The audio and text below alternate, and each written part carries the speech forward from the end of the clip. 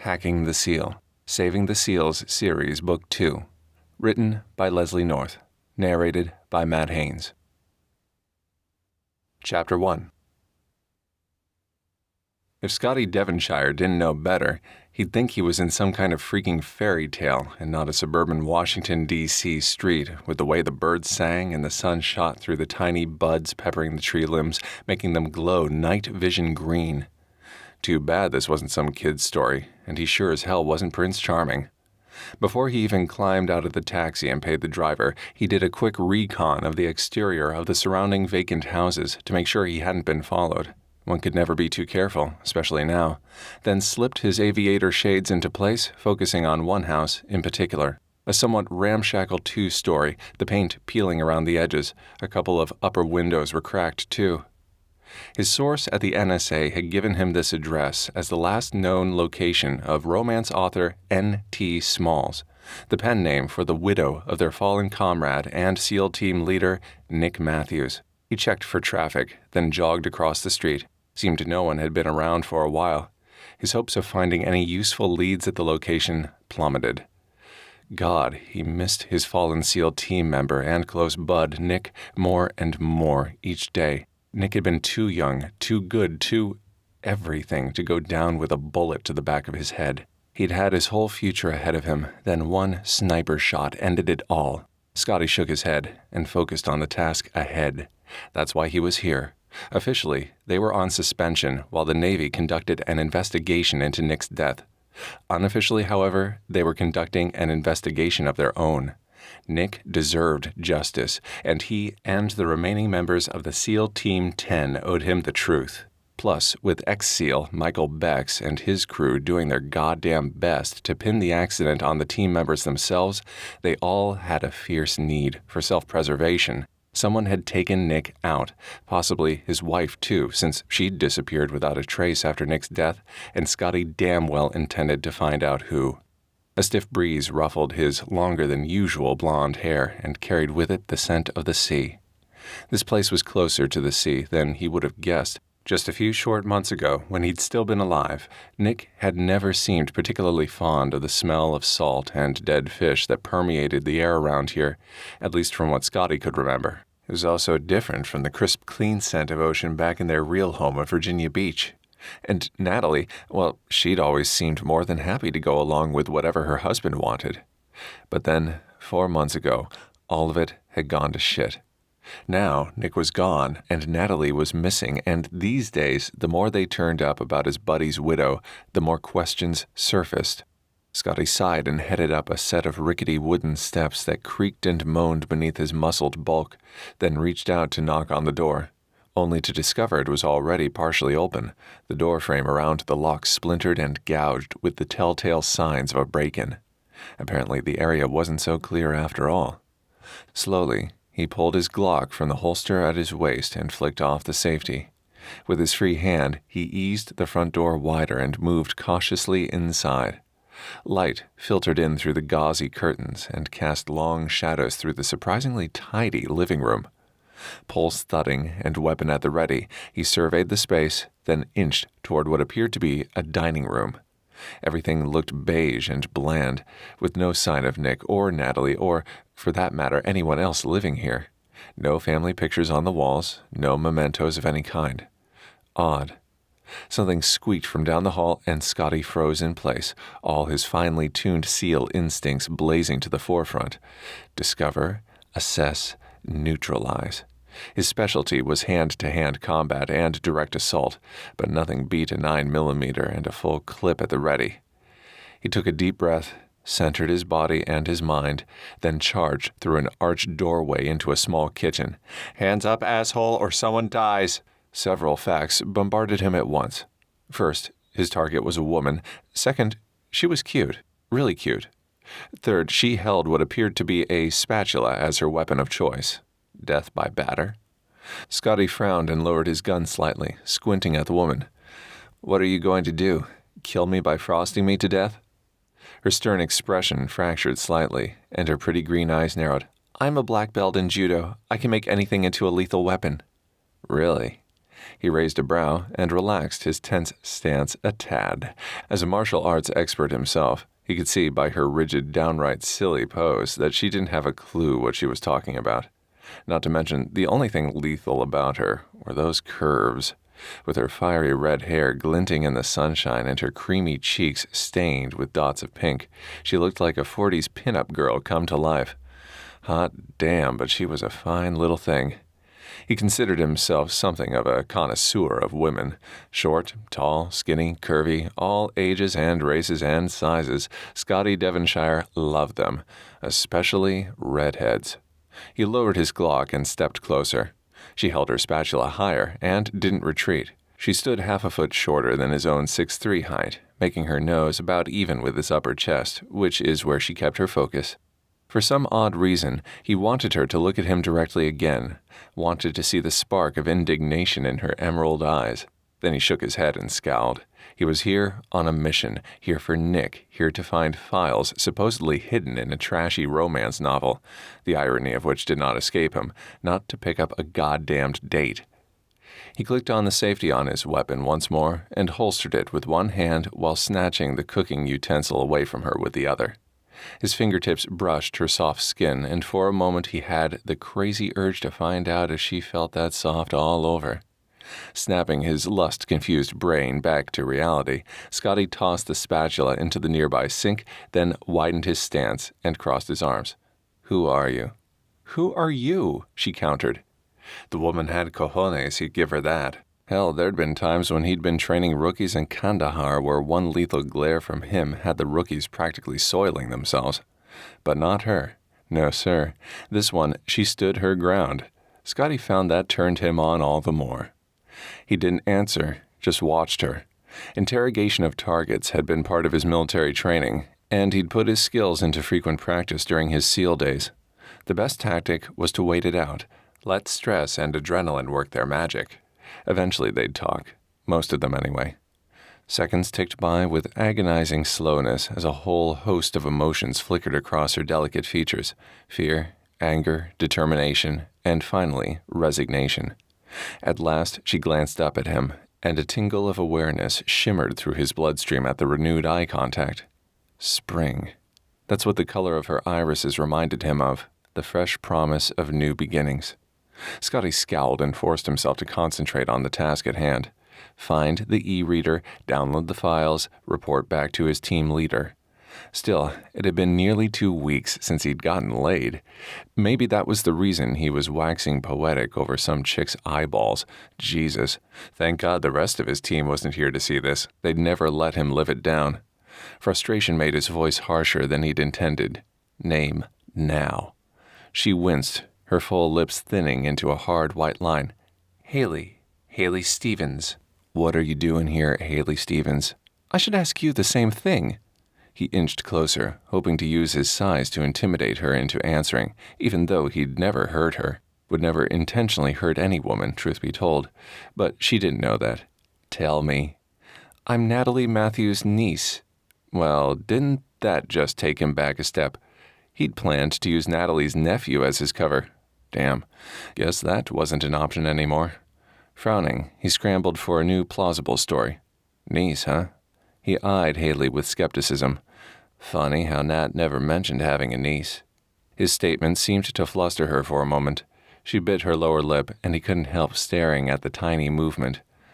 We, haven't seen each other for a while. That's probably why she didn't mention me. She smoothed a hand down the front of her pink button-down shirt, then crossed her arms. The movement only served to highlight her excellent rack. Okay, fine, you know who I am. Now who the hell are you? He thought about making up a name, but in the end went with the real thing. Easier to keep track of the lies that way. Scotty, I'm an old friend of your aunt's. Sounded weird, calling Natalie an aunt, especially since he and Hayley didn't appear to be that far apart in age. He was 26, and he guessed her to be around 24, maybe 25 tops. Huh, she snorted. No accounting for taste, I suppose? Yep. He couldn't help but grin at her snark. Women had always thrown themselves at him like moths to a bug zapper. He'd never been sure why exactly, but they seemed to like the way he looked, and his mama had raised him to always treat women with respect. So maybe that had something to do with it. Either way, this woman posed a challenge. He'd always been a sucker for challenges. So, he hiked his chin toward the sink. You doing a little cooking? She looked up at him and down slowly, and Scotty said a silent prayer that she liked what she saw. He sure as hell liked what he saw in her. Actually, I was doing a little digging. My aunt seems to have vanished. You wouldn't happen to know where she is, would you? Chapter 2. Are you going to let me pass or not? Hayley swallowed the lump of nervous tension still clogging her throat and waited for the gorgeous blonde hunk to step out of her path. From the top of his slightly overgrown buzz cut to the tips of his black military-issued combat boots, the guy was every inch the soldier. Just her type, all lean muscle and leashed power wrapped up in a nice package of cover boy perfection. Too bad he'd disarmed her without blinking an eye, as she was currently going for the intimidation route. She should have gone for her grandfather's antique Swiss Army knife tucked securely in her back pocket, but he'd surprised her. After all, she was a desk jockey these days, hadn't been out in the field since she'd done her initial training at Quantico, which explained why she had gone for the spatula instead. Stupid move, rookie. She maintained eye contact and waited, doing her best not to let him see how bad her knees were shaking. He hesitated, and for a moment she doubted he would ever move. Finally, he sighed and stepped aside enough for her to sidle past him. Fine. Ignoring the weight of his icy blue stare prickling the tiny hairs on the back of her neck, she headed down the short hall and back into the master suite. Under different circumstances, she would have gone for a guy like him. Too bad she had zero time to get involved right now. Not if she wanted that team leader promo back at the FBI. The nightstand drawer still hung open, just like she left it, and she returned to her rummaging. Truth was, she wasn't really supposed to be here. In fact, her boss at the FBI thought she was out researching at the Library of Congress. Instead, she'd come here on a hunch after reading through some of the investigative reports into the death of Nick Matthews, a case she'd been assigned to catalog and index into the FBI's cybersecurity system by her boss, Agent Michelle Harper. But there was a new team leader slot opening soon, and if she wanted a shot, Hayley knew from experience that she'd need to make a big impression, show some gumption, solve an unsolvable case. So here she was, bending the rules slightly to see if her hunch that somehow Natalie Matthews' disappearance and her husband's death were linked paid off. No problems with personal boundaries, I see, Scotty said. His tone dripped with sarcasm. Hayley glanced over at where he slouched against the doorframe and stifled a grin. She was something of a smart-ass herself, and dry humor was always appreciated. Still, she needed this guy to think she was in panic mode, not here nosing around where she technically wasn't supposed to be. Sure, her boss had asked for more information on the case, but she'd never intended for Hayley to take it this far, she was sure. Like I said, I'm trying to find out what happened to my aunt. If she's in trouble, I have to help her. The police have given up, and there's no one else. Help, huh? How can you help? Next thing she knew, he was crouching beside her, pulling out a box from beneath the bed. The heat of him penetrated through her jeans, and she closed her eyes against the pleasant buzz caused by his nearness. Crap. She needed to stop this. Seriously, guys like him didn't go for gals like her. Not really. She'd learned that the hard way. Her ex-boyfriend's words echoed through her head as fresh and hurtful as they'd been 18 months ago. Dumb it down, Hayley. No one loves a smart girl. And what exactly are you doing, Mr. Nosy? Slamming the nightstand drawer shut harder than necessary, she moved away from him and headed to the dresser next. You know what? Doesn't matter. Do what you want. I don't care. Right.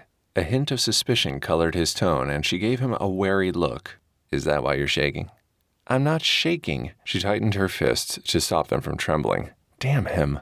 Military or not, he was a pain in her ass, even if he was actually being helpful. Or trying to, at least. He walked to the other end of the dresser and opened the top drawer while she stared at him. I got this. Go look somewhere else. You're not the only one who can help. He flashed her a crooked little smile, and her knees wobbled. 2 sets of hands are better than 1, right?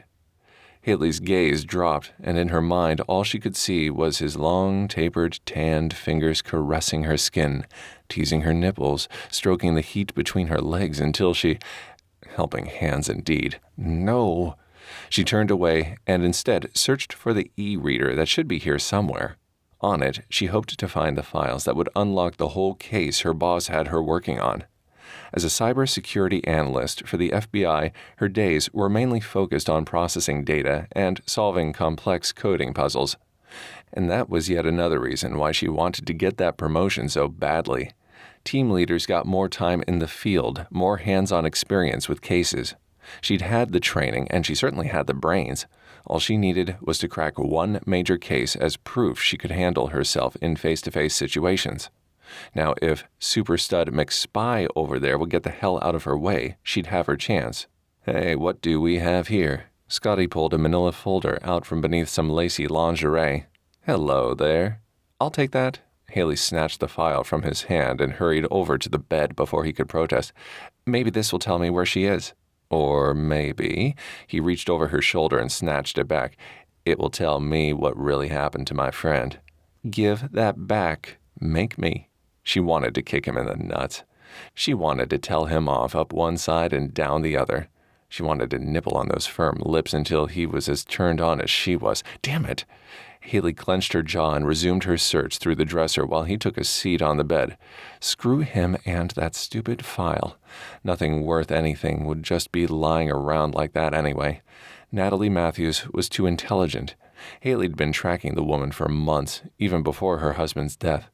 The young widow would never stash important intel beneath her unmentionables, especially someone with Natalie Matthews' past. Shit. Scotty's harsh curse echoed in the quiet space. What? She looked over her shoulder, a wad of undies in her fist. What's in there? You're not going to like this. I already don't like this. She dropped the clothes in her hand, then swiveled to face him, sliding the drawer shut with her back, then waggling her fingers. Let me see. His face looked oddly ashen beneath his golden tan. I don't think. Whatever was in that file couldn't be that bad. Give it here. Impatient, she yanked it from his hand and stared at the receipt inside. Roselawn Cemetery, plot number 157, paid in full. Hayley frowned. Okay, her husband had died not long ago. Maybe it had been for him. She flipped to the newspaper clipping beneath and scowled at the headline. SEAL's wife found dead in home.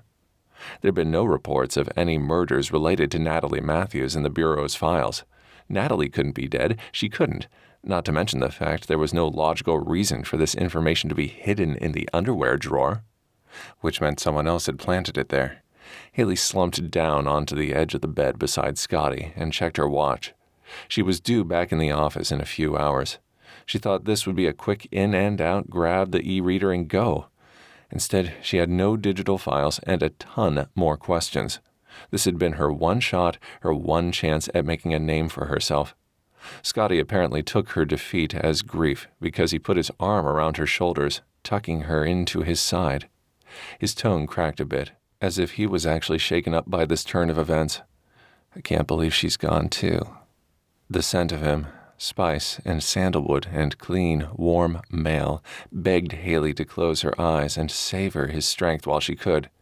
It had been so long, too long since anyone had held her and cared for her like this. His warm, minty breath stirred the hair near her temple and her pulse kicked up a notch. We should, probably visit the gravesite, he said. Hayley's analytical brain slammed the brakes on her libido. Nope. Visiting that cemetery without gathering all the intel first would be a colossal mistake. Details kept people honest.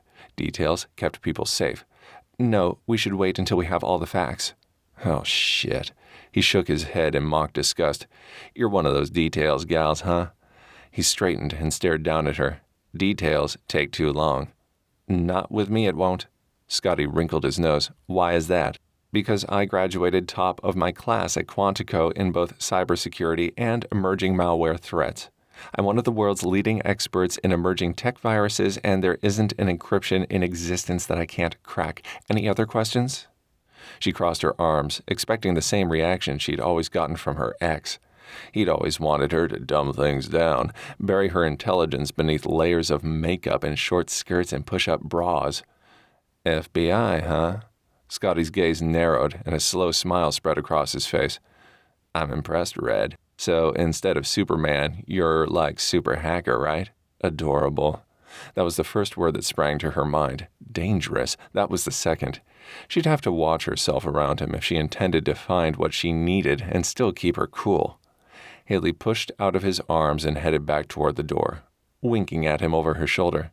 Something like that? Chapter 3. An hour later, Hayley and Scotty stood in Roselawn Cemetery, the dirt beneath her feet still dark and moist and smelling of moss, evidence of a freshly dug grave. Ironic, really, given the fact her career seemed pretty terminal at the moment. There were a few sparse bouquets decorating the space below the name engraved on the headstone.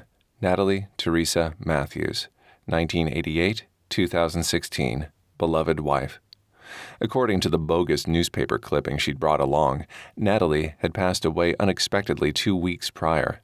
Few other details were given about the death, except that she'd been young and vibrant and still mourning the loss of her husband, Nick Matthews, a decorated Navy SEAL veteran. If a 28-year-old, otherwise healthy young woman just assumed room temperature, there should have been an investigation, autopsies, questions raised, but there had been none of the above. The whole thing smelled distinctly like a cover-up. "Well, I guess that's it then," Scotty said from beside her. And that was the other thing. For a guy who supposedly was a close friend of Natalie's, whatever that meant, he seemed to be taking all of this a bit too well. Yeah, he'd seemed genuinely shaken at the house, but now he showed all the sorrow of a bowling ball. "Don't you think it's odd?" Hayley held a hand above her eyes to block out the sun. "What's odd?" "All this." She gestured with her free hand around the website. "Too abrupt for my tastes." Scotty gave her some serious side-eye, his expression unreadable. "Death is abrupt." "No," she stepped back and walked over to a nearby oak tree. "I mean afterward. When something like this happens, there's usually a bunch of paperwork involved, trails leading to who did what and when. I didn't find anything during my research." "Search? I thought she was your aunt." "She is," Hayley said, flustered. He got her normally detail-oriented mind all discombobulated. "Way to blow your cover there, rookie." I did some checking on things before I went to the house, and there was nothing on file." He blew out a breath, head lowered as if in reverence, then joined her near the tree and slid his aviator sunglasses back into place, hiding his mesmerizing blue eyes. Now, when she looked at him, all she saw reflected back was herself. She leaned against the trunk and faced away from him. Scotty placed his hand above her head and leaned his weight on it. "Maybe you're still grieving over the loss of your dear family member, and you need time for your skills to rebound, Red." She snorted. "Same as you're grieving over your close friend's demise?" "People grieve in different ways." He shook his head. She scrunched her nose and kicked an acorn with the toe of her sneaker. "This won't help me find what I'm looking for at all." "And what exactly are you looking for?" He slid the glasses halfway down the bridge of his nose and looked over the rims, all coy grin and pure male swagger. "Must be pretty big if the FBI's involved." "What are you looking for, Scotty?" She turned the question back on him, refusing to allow him to get the upper hand again, like he had in the kitchen, refusing to succumb to those eyes of his. His firm, full lips compressed into a thin line, and he stepped back, cursing. "Can't we just stop lying, please?" Natalie didn't have any nieces and nephews. After raking a hand through his hair, he met her gaze. "I'll come clean if you will." "I don't know what you're talking about." He stepped closer and she looked away. "Busted." "Fine, you go first." "I'm part of SEAL Team 10. We're technically on official suspension, but have been sent on a covert op under the authority of a high-ranking naval officer to clear our name in the death of our teammate, Nick Matthews.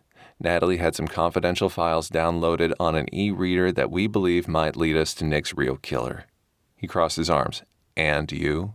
"I work for the FBI cybersecurity team. My boss wanted more information on the death of Nick Matthews, so I figured I could earn some bonus points toward my promotion by digging a little farther. And I don't believe Natalie's dead, by the way." "Neither do we." "Too convenient." He hiked his chin. "If I can find her location, that would be a bonus. Care to elaborate as to where you think she might be?" "Not really. Is there a reason why you brought me all the way out here to do this instead of spilling your guts at the house?" "Actually, yes. My guess is that place is under surveillance, most likely by whoever planted that." He pointed to the newspaper in her hand. "I'd say a guy by the name of Bex." "I see. Is there any reason why this Bex guy wouldn't follow us here?" "Not saying he didn't, but at least here we get out into the sunshine a bit." He inhaled deep and grinned. "And it really isn't Beck's style these days. He's pretty scarred after the fire, gruesome burns on his face and arms from what I hear." "Fire?" She looked away and shook her head. "I don't have time for this. I'm trying to impress my boss here." "Right. Because disobeying direct orders and lying seems like a great way to earn a job." "You know what? Forget it." Hayley turned on her heel and headed across the grass for her car parked nearby. His bright yellow taxi idled behind it. With luck, she'd not be seeing him again. Hayley ignored the sudden pinch of regret that thought caused in her heart and clicked the button on her key fob to unlock the doors. "We're done, Scotty. Nice to meet you. Have a happy life. See you around." Scotty hesitated near his cab, one hand on the open door and the other arm leaning against the roof of the car, looking like he walked right off the pages of a men's fashion magazine. "See you around, Red."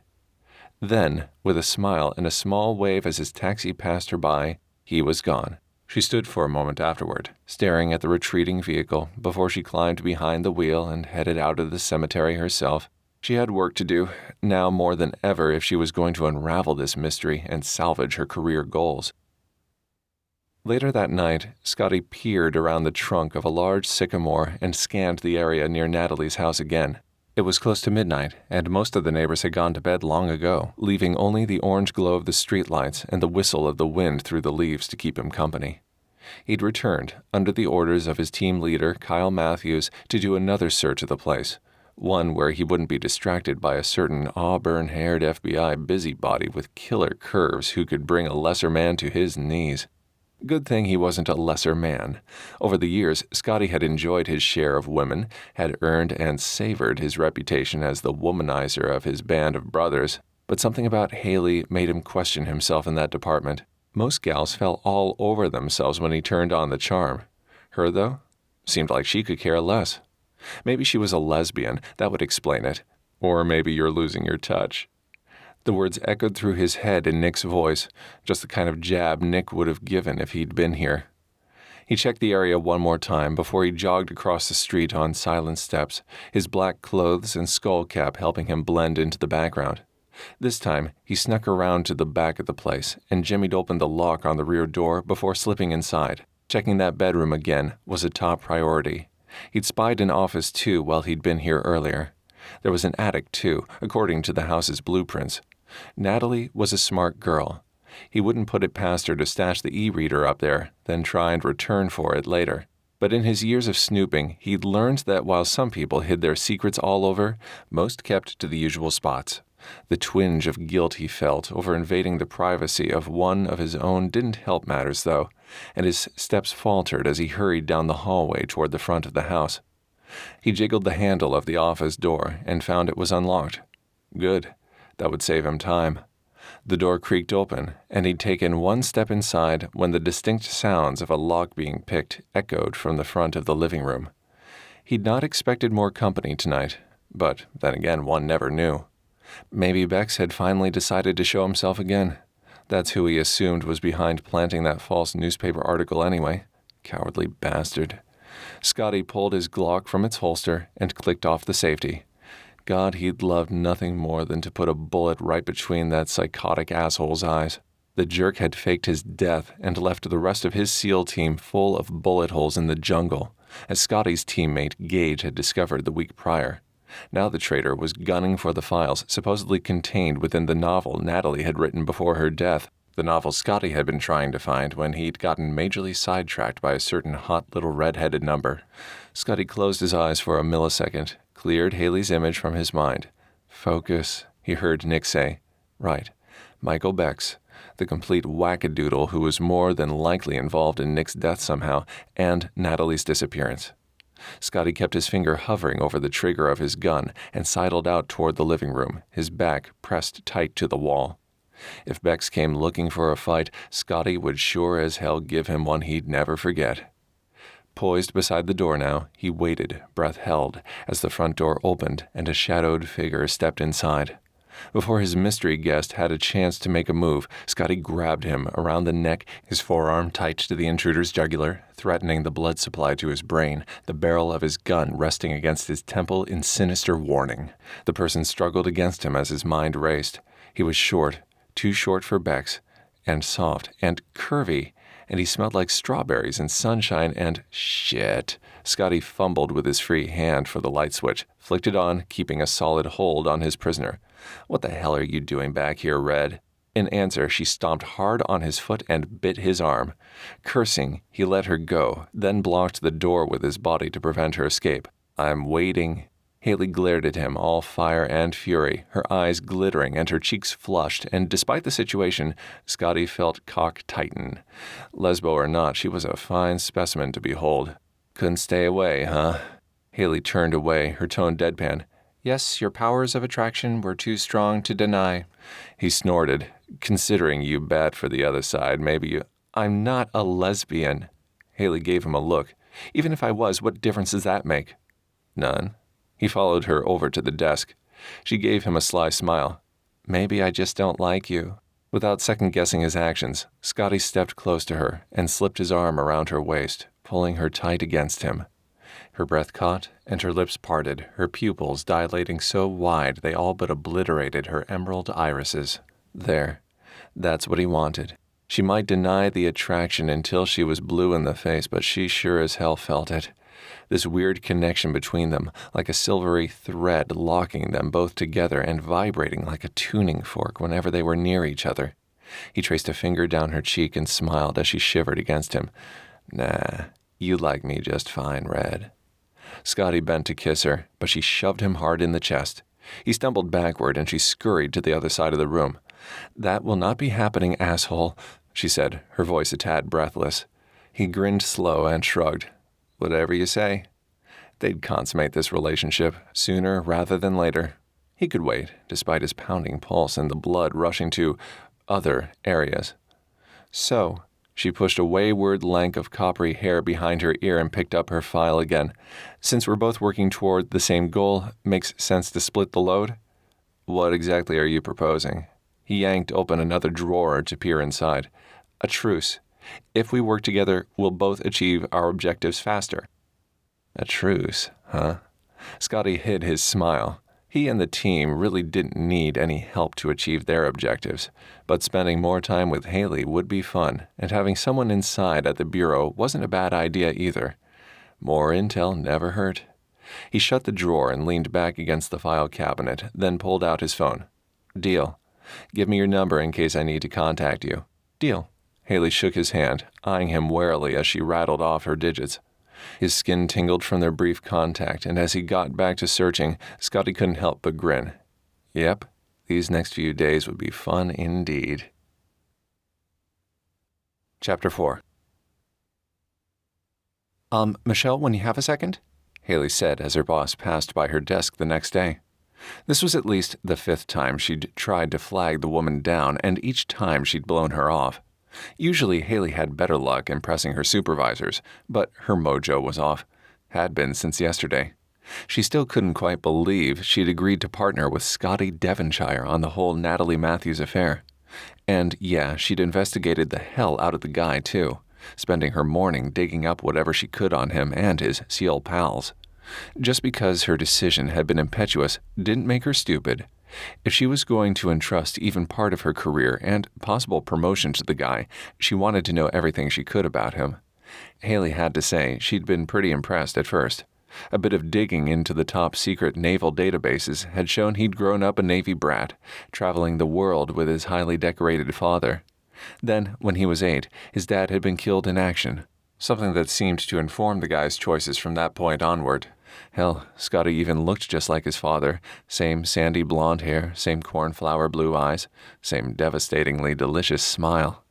But then, she'd come across a classified report that was devastating in a completely different way. "What is it?" Her boss, Michelle Harper, walked up to Hayley's desk, her expression harried.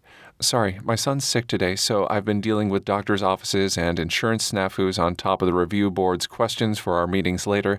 Time's short, so give me the bullet points, Stevens." "Right." There had been a number of rumors circulating about those review board meetings.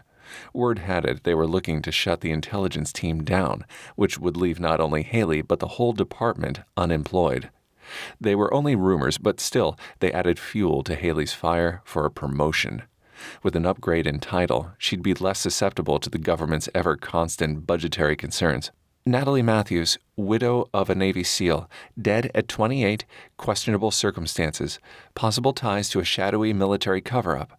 I'd like to keep working on this one with your permission. I think there's something there. Yeah, right.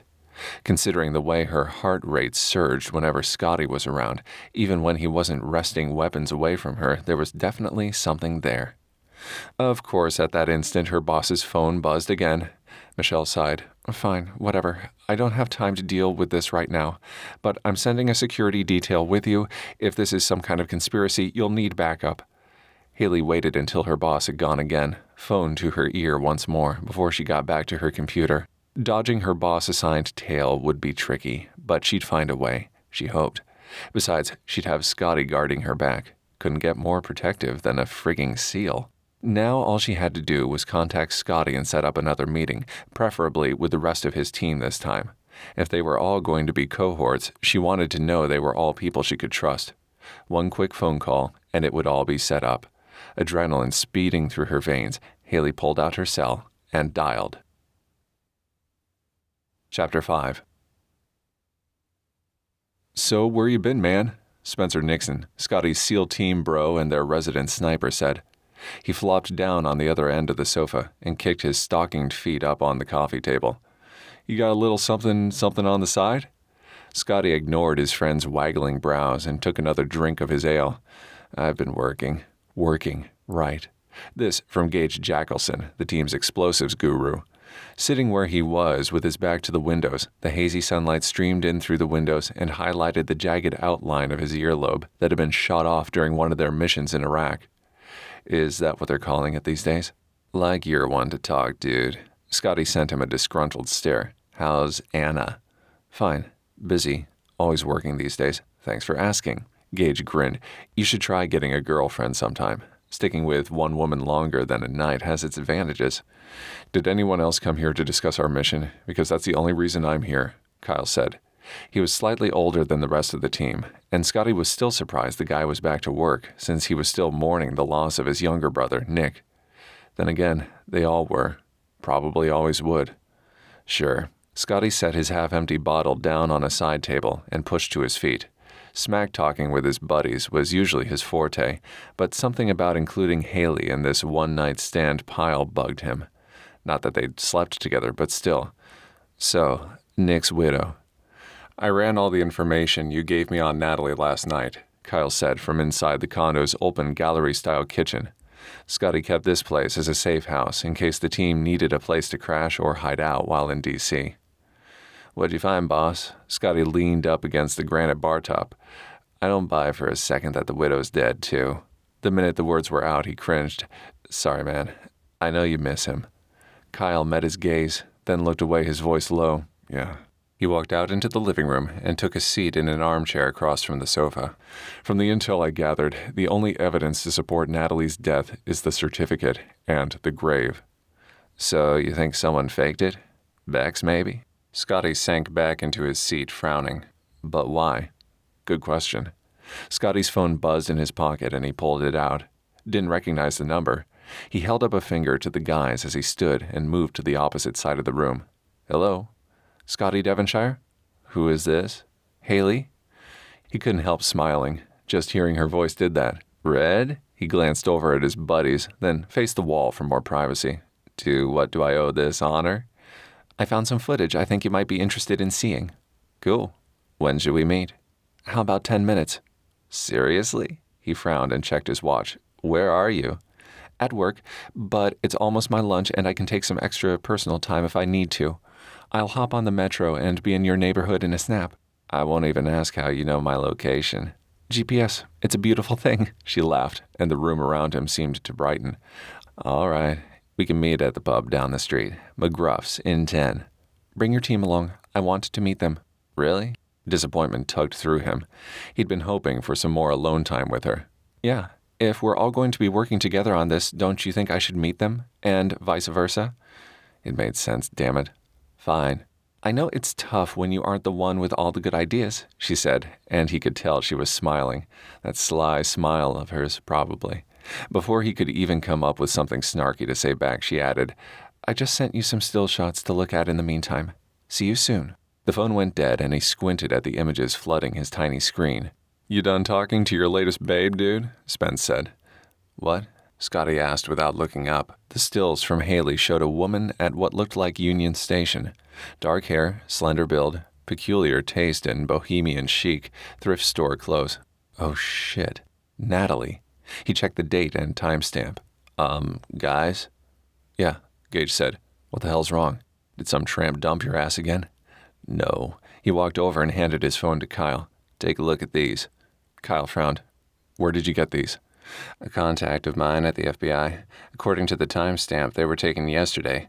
Not sure, but whoever that female is, she looks a hell of a lot like our Natalie. Who's this contact? Kyle gave him a wary look. Can they be trusted? Her name's Hayley Stevens. She works on their cyber intelligence team, and yeah, I think we can trust her. He crossed his arms. In fact, you can meet her yourself. We're due to see her at McGruff's in... He checked his watch. 7 minutes. Kyle gave Scotty a pointed stare, then concentrated on the photos again. Hayley, eh? Spencer pushed to his feet and moved in beside Scotty. Is she hot? Shut up. Scotty gave his friend a dirty look. He barely had a chance to get to know Hayley himself. Having her meet with the rest of his crazy team so soon would be overwhelming for her at best. But it's what she'd wanted. Much as he hated to do it, he extended the invitation. She wants all of you to come too. Cool, Gage said. Always a pleasure meeting one of your girls, man. He grinned. Plus, it'll give us a chance to make sure she's trustworthy. Of course she's trustworthy. Scotty did his best to keep the edge from his tone, and failed miserably if the impassive look Gage gave him was any indication. I'm not an idiot. Don't get your undies in a wad. Spencer slapped him on the back, then tossed his empty beer bottle across the room and into the recycle bin. But if she falls for one of us instead, you'll just have to deal. Hayley's not falling for anyone. She's a cyber analyst for the FBI. A small muscle ticked near his clenched jaw, and he forced himself to relax. Why the hell was he getting so worked up about a woman he barely knew? Yeah, Hayley seemed smart and funny, and that body, fucking A. A man could lose himself in all those wicked curves and die happy. He coughed to clear the sudden constriction from his throat and headed for the door. Well, if you ladies are ready, let's go. And try not to act like your usual asshole selves. Whatever. Girls can't get enough of me, Spencer said as he passed Scotty. Right.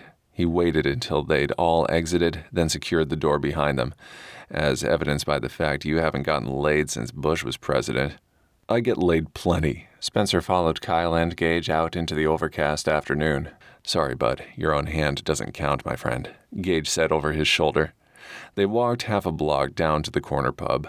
McGruff's was dark and smoky and served the best bar food this side of the Potomac. After securing a table in the far corner, Gage headed to the jukebox to complete his usual survey of the room's layout and hopefully pick out some good tunes. Spencer excused himself to go to the bathroom and double-check the exits, and Kyle ordered them a round of beers, then hiked his chin toward the door. Looks like your gal's right on time. Damn it, she's not my... Scotty swiveled toward the entrance, and his breath caught in his chest. With the daylight behind her, Hayley's red hair looked like an unholy halo around her angelic face. All the blood from his head shot straight to his groin. Shit. Yeah, that's her. How'd you know? Kyle didn't answer. Scotty waved Hayley over, and she came up to their table, her smile a little hesitant as Gage and Spencer rejoined them as well. He wanted nothing more than to scoop her up in his arms and hold her close. Instead, he fisted his hands against his thighs and made the introductions.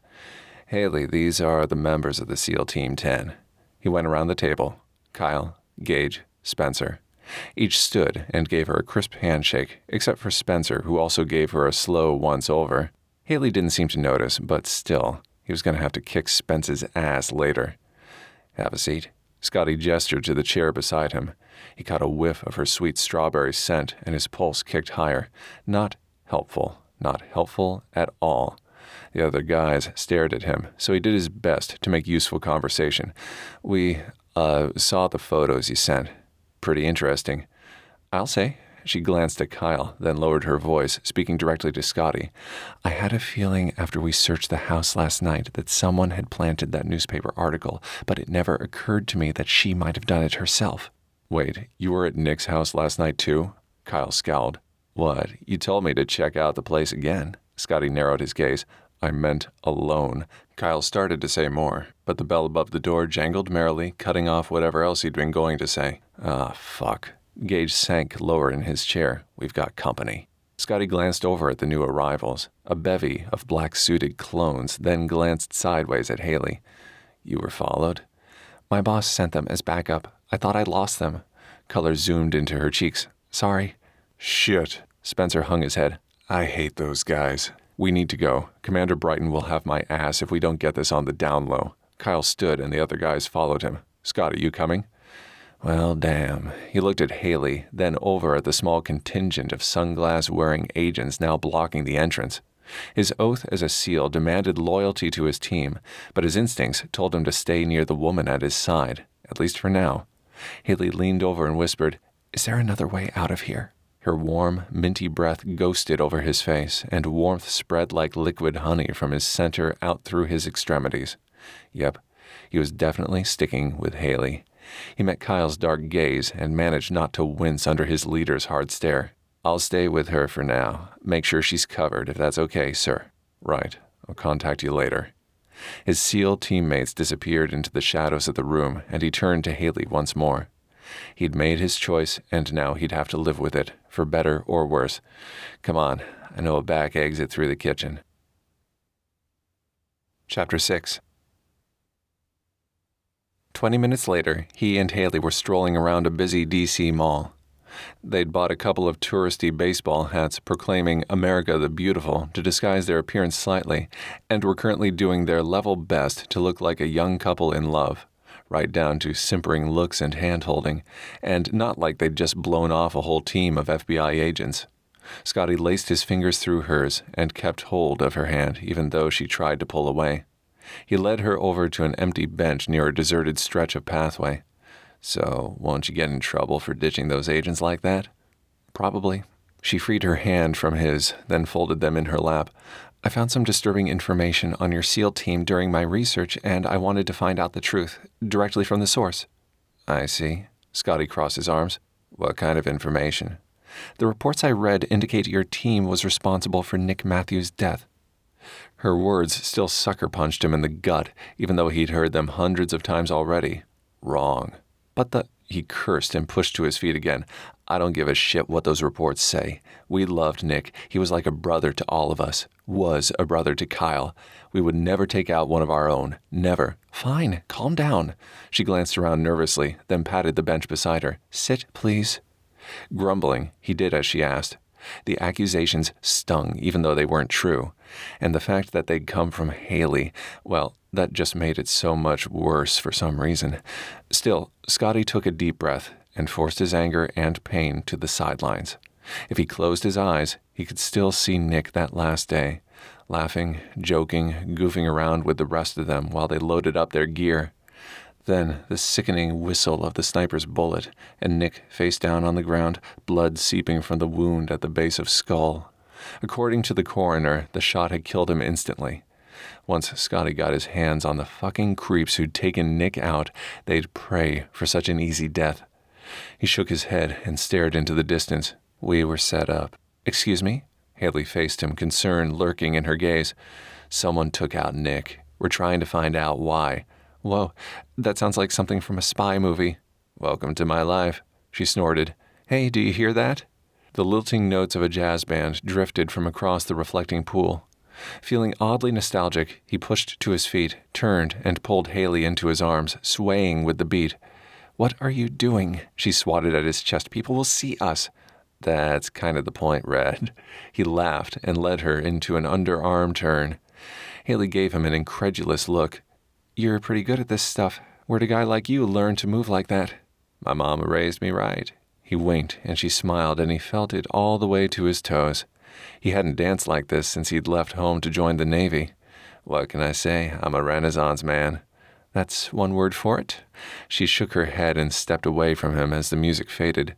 So, do you have any leads on what happened to Natalie? A few. He shrugged, his good memories dissipating as he concentrated on the specifics of the mission. Last week there was an explosion at a publishing house owned by a man named Corin Williams. Turns out Natalie had written a few romance novels for him that supposedly contained some secret files. I heard about the explosion on the news. Hayley tucked an errant strand of her hair behind her ear, and he had the crazy urge to see if her curls felt as soft as they looked. And the evacuation. You think whoever was responsible was tied to your friend's murder? I don't think anything. I know it was. When the breeze whipped another long strand of hair across her face, he couldn't resist any more. Scotty traced a finger across her creamy cheek and pushed the curl behind her ear, loving the little shudder she gave beneath his touch. Remember Gage? Big guy, very tan and tough? She nodded. Yeah, well, his new girlfriend, Anna, worked at Corin Publishing, and one of those files got inadvertently passed to her on her e-reader. The bastards even kidnapped her trying to get them back. We had to stage a rescue to keep her safe. Hayley swallowed hard. Sounds scary. Nah, business as usual around here. Scotty gave her a small grin. Anyway, turns out there's a rogue SEAL involved by the name of Michael Bex. Real crispy critter after surviving a fire that took out the rest of his unit. He's after these files too, and we think he might be part of... Okay. Hayley sat back, and for a moment Scotty was afraid he'd scared her off. It's not all bad, though. He placed his arm on the back of the bench, turning on the charm. You get to spend more time with handsome old me. She rolled her eyes and shook her head. There's a new round of cutbacks coming. What? He wrinkled his nose. At work. That's why getting this promotion is so important to me. Job security. She shrugged. There's an opening for a team leader on the intelligence side. My boss has me working independently on a lot of different stuff and seems to have no problem delegating to me when needed. She's kind of my mentor at the bureau, and she's in a place where I'd like to be someday. Well, without her sick child, of course. Poor kid's got some rare disease. I've offered to help her more, lend an ear when she needs it, but she mostly keeps to herself about it all. She gazed over at a flowering Japanese cherry tree beside them.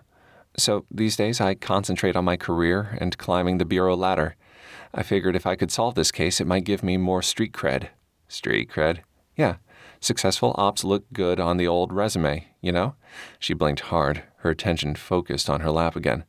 My boss is always busy, so I figured she wouldn't care what I was working on as long as I kept up with my other projects. But when I mentioned my idea to her earlier this morning, she ordered a tail on me.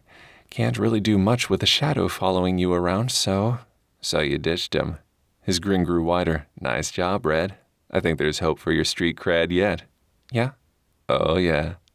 Her gaze held his for a second longer, then was strictly polite. So it seems we've got our work cut out for us then, huh? She flashed him an excited smile, and his pulse notched higher. I'll be ready to start whenever you are. Chapter 7. That night, Hayley curled up in the corner of the sofa in her tiny Georgetown apartment to watch the latest episode of Criminal Minds. Normally, she loved getting into all the intricacies of these fictional cases, always figuring out who'd done it way before the actors in the show. But tonight, she couldn't stop thinking about the real-life bombshell that had dropped into her life and blown all her orderly plans straight to hell. It wasn't just her attraction to Scotty Devonshire that threw her for a loop, though the guy was freaking beautiful, no doubt about that. No, this had more to do with the story he'd shared on that bench earlier. She'd been so sure coming into the meeting at the pub that Scotty and the rest of his SEAL team would be nothing but a group of G.I. Joe lookalikes with bullets for brains, but now doubts crept in. Scotty seemed so funny and smart and truly loyal to his friends. Then there was the way he danced with her on the plaza, cool and confident and smooth. There was something about a man who could dance. The more she pondered, the more time flew by, and soon the end credits for the show were rolling. Hayley clicked off the TV, then opened her laptop instead. Honestly, at this point, she didn't know what to believe. And the one thing she didn't want was to be wrong. Not again. Nope. No matter how gorgeous and intriguing she found Scotty and his story, Hayley would stick to her investigation, stay neutral, play the straight arrow. Her plans were to solve the case and get the promotion, end of story. And if achieving her first objective meant spending more time with Scotty in order to figure out who was responsible, then that's what she'd do.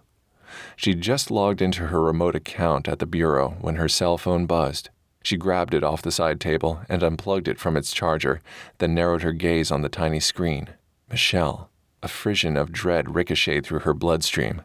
Speaking of consequences, seemed it was time to explain why she'd bailed earlier at the pub. Ditching her boss-mandated tail hadn't exactly been a stellar move, but at the time she hadn't had much choice.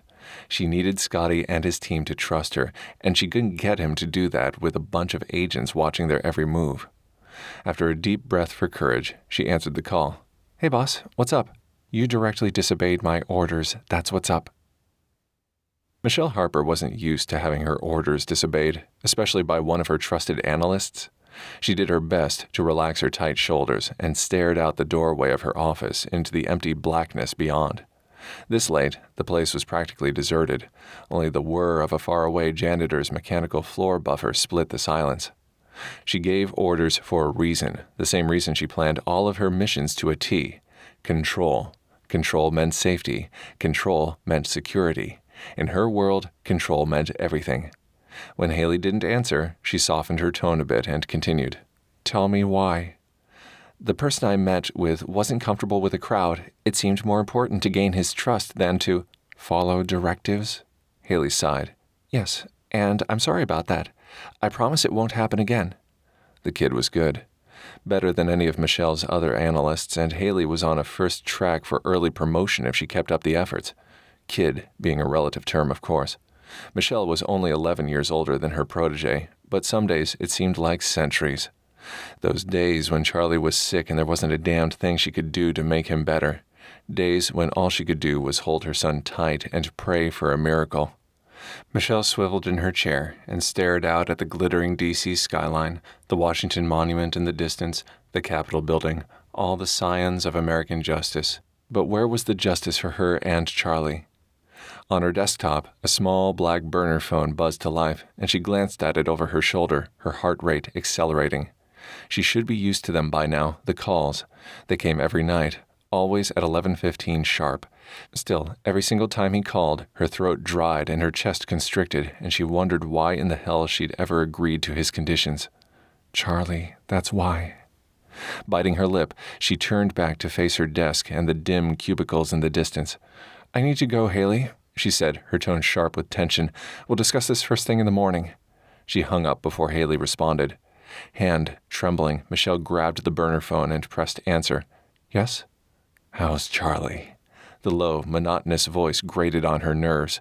He's holding his own." She hated the quiver in her words. She was an FBI intelligence team leader, an ex-Army medic who'd seen more active duty time than most Rangers, for fuck's sake. One man's phone call should not do this to her, and yet it did. The FBI kept files on everyone suspected of nefarious activities, had intel on anyone they considered a threat to national security, kept tabs on criminals far and wide. They had 2 words on this guy: top secret. Even the White House couldn't access his records, let alone Michelle. And that's why she feared him the most. You couldn't control what you didn't understand. "Are the plans for the widow coming along?" "I'm working on them." "Don't take too long, Michelle. We had a deal." "I won't, I promise." "Forget promises. They mean nothing. Action, that's all that matters." She could practically hear his sinister smile through the phone. "I'd hate to see anything happen to Charlie." Her blood prickled with ice. She'd do anything to save Charlie, anything. "I'll have the intel by the end of the week. I've got my best analyst working on it." "Perfect. Until Friday, then, Michelle." Long moments after, she sat and stared off into the blackness surrounding her, hot tears streaming down her cheeks and the burner phone still clutched in her hand like a lifeline. Chapter 8. Hayley walked into FBI headquarters the next morning in her best black power suit, ready to defend her actions and her honor and beg not to be fired for her insubordination. She didn't have to wait long. She barely reached her desk and put her bag down when Michelle summoned her to her office. Showtime. Shoulders squared and head high, she plastered on a polite smile and headed across the open concept room toward the glass-walled office in the corner. Michelle sat behind her desk, perfect as always. Perfect posture, perfect coiffed dark brown hair, perfect makeup highlighting her perfect dark brown eyes. "Close the door and have a seat." Michelle gestured to one of the two chairs in front of her contemporary-style metal and glass desk. "We need to talk." Nothing good ever started with those words. She did as her boss asked, then crossed her legs primly and folded her hands in her lap. "I want to apologize again for I don't care about that now. Just know if you ever disobey my direct orders again, I'll fire you immediately, understand? Now tell me what you've learned about the SEAL team." "Oh." Hayley did her best to hide her surprise. Disobey orders, get fired, got it. "Okay, well, I'm looking into information suggesting someone other than SEAL Team 10 may be responsible for Nick Matthews' death." "I see." Michelle narrowed her gaze. "And what do you think?" "I'm not sure. I need more time." Michelle's lips thinned slightly, and Hayley noticed the shadows beneath her eyes. Maybe she wasn't so perfect after all. Didn't look like her boss had been sleeping well lately. Although Michelle kept to herself, Hayley knew her son's illness weighed heavily on her, at least from the phone calls she'd overheard. Concerned, Hayley leaned forward slightly. "Is everything all right? At home, I mean?" "Everything's fine." Her boss's expression shifted from exhaustion to annoyance in a flash. "What about the blonde one, the one you snuck away with?" "Snuck away with?" Her posture stiffened and she crossed her legs away from Michelle. "After we left yesterday, he told me his team had nothing to do with Nick Matthews' shooting." Michelle kept her gaze locked on Hayley's, the end of her pen tapping on her desk like a wonky metronome. "Offer him a deal." "Excuse me?" "Offer the guy a deal. Tell him that if someone on his team takes the fall for the shooting, then the others go free. I don't care which one of them it is." A deal was the last thing she'd been expecting in regards to Scotty and his SEAL team. And why would the government offer something like that now? Last time she checked, the investigation wasn't even complete. The whole thing screamed beware, and her well-honed instincts went on high alert. Do you mind me asking why?" "Yes, as a matter of fact, I do." Michelle tossed her pen aside and pushed to her feet. "Do you have any idea how much trouble you're in after yesterday, Agent Stevens?" "I thought since—" "Well, you thought wrong." Her boss came around the desk, staring down at Hayley. "I'm willing to keep your indiscretion between us and off the record, but only if you present this deal to the SEALs. No questions asked." Pulse thudding and muscles tight, Hayley crossed her arms. Scotty would never go for it. She couldn't blame him either. The whole thing was fishy as hell. Why would an innocent man take the fall and face prison time for a crime he didn't commit? "How bad do you want this promotion, Agent Stevens?" The screws around her heart tightened. Her boss knew all the right buttons to push, damn it. Hayley forced herself to take a breath and met Michelle's gaze direct. "Badly. Then do this. It's the easiest way for everyone to move on." Hayley wanted to ask exactly who everyone was, but refrained. Michelle's phone rang, and she raised a brow at Hayley. "What's it going to be?" Fine. She'd say what she had to in order to get out of here, then decide. "All right." "Good." Michelle answered her call, then put her hand over the mouthpiece. "You can go, Agent Stevens. I'll email you the details and you can set up the meeting."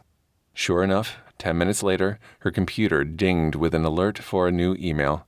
Hayley opened it and saw the details of her and Michelle's agreement in stark black and white. One of the SEAL Team 10 confesses to shooting their teammate, and the others would receive immunity in exchange for any information they had regarding the whereabouts of Miss Natalie Matthews. That last part was new. Hayley scrunched her nose at the screen. Why would Michelle care anything about Nick's widow? Worse, how had they known what she'd found inside that house unless icy tendrils of dread shivered through her nervous system? Michelle was in on it all somehow. Had to be. Which meant her hunch had been right. This whole thing against Scotty and his team was a setup. Yeah, she wouldn't be offering him that bogus deal, not now, not ever. But she did need to warn him. She pulled out her cell phone and dialed Scotty's number, her knees tingling with anticipation despite the reason for the call. He answered on the second ring. "Hey, Red, what's doing?" "Hello." She smiled despite the fact that he couldn't see her. The nickname was growing on her, not that she'd let him know. "I need to see you again." I knew you couldn't stay away." Same teasing tone, same flirtation, same lick of flame in her core at the slightest huskiness of his voice. "Just tell me when and where." She clicked a few keys on her computer and brought up a list of local safe houses. Saw one a couple of streets over from the widow's house where they'd first met. She gave him the address. Say 7 tonight? I have to work until 6. 7's good for me. Looking forward to it. Me too, she said, and meant it. Oh, and Red, bring your laptop. We've got some things you can help with. We, meaning his team, not just him? Disappointment flooded her before she tamped it down. This was still business, and it wasn't like she and Scotty were a real couple. They'd only played one for a couple of hours to throw some federal agents off their tracks. Besides, they both knew the score. They were using each other. So much for those warm, fuzzy feelings brewing inside her. She tamped them down with a vengeance. Will do. Awesome. See you at 7, Red. See you. She hung up and checked her watch. That gave her 8 hours to find out all she could about Nick Matthews' death investigation and why someone would be so keen to cut a deal all of a sudden. Scotty arrived at Hayley's safe house a few minutes early, out of habit. Gave him time to check out the place, the surroundings, make note of all the entrances and exits and secure the perimeter. Once that was done, he let himself in using the key in the lockbox near the front door, as she'd instructed in her text, then turned on a few lights to make the place homier. He placed the bag of groceries he picked up on the way over in the fridge, then opened a bottle of wine. A cab pulled up in front of the small 2-story promptly at 7, and Hayley exited, looking as delectable as always, her casual jeans and sweater hugging all of her curves. His body tightened response, but he forced his libido back into submission. They were here to work, not so he could get laid. Not that he'd mind a little nookie with Red, but perhaps after they found what they were both searching for on Nick's widow. Celebratory sex. Yeah, that sounded damned near perfect. Solve the case, share a bed. Awesome. She knocked and he let her in, grinning like a fool. Hey. Hey, she said, patting the messenger bag at her side. I brought my laptop. Good. Kyle had sent Spence back to the widow's house to check the attic that afternoon, and he'd managed to dig up Natalie's laptop. Now they needed someone to hack into her encrypted files. Scotty smiled and moved closer, inhaling deep of her now familiar strawberry scent. Can I take your coat? Oh, sure, thanks. She set her bag on the sofa, then slipped it off. This place is nicer than I remember. Yeah, I wasn't sure what to expect when I got here. Sometimes these safe houses are more like shoe boxes. Yeah, she chuckled and tossed her long auburn hair over her shoulder. So, you said you had some stuff you needed my help with? He hung up her jacket, then turned to face her. Even from across the room, he felt the near irresistible pull to touch her, to taste her lips, to stroke her soft skin. Alarmed, Scotty shook off the errant thoughts and concentrated on the mission at hand. This was all about the mission. Had to be. Yeah. We found Natalie's computer earlier. Thought maybe you could hack into it and see what's on the hard drive. Sure, I'll take a look. She took a seat at one end of the sofa, and he walked back into the kitchen, wiping his suddenly damp palms on the legs of his jeans. He grabbed the laptop off the counter and handed it to Hayley. Here you go. You want some wine while you work? Wine?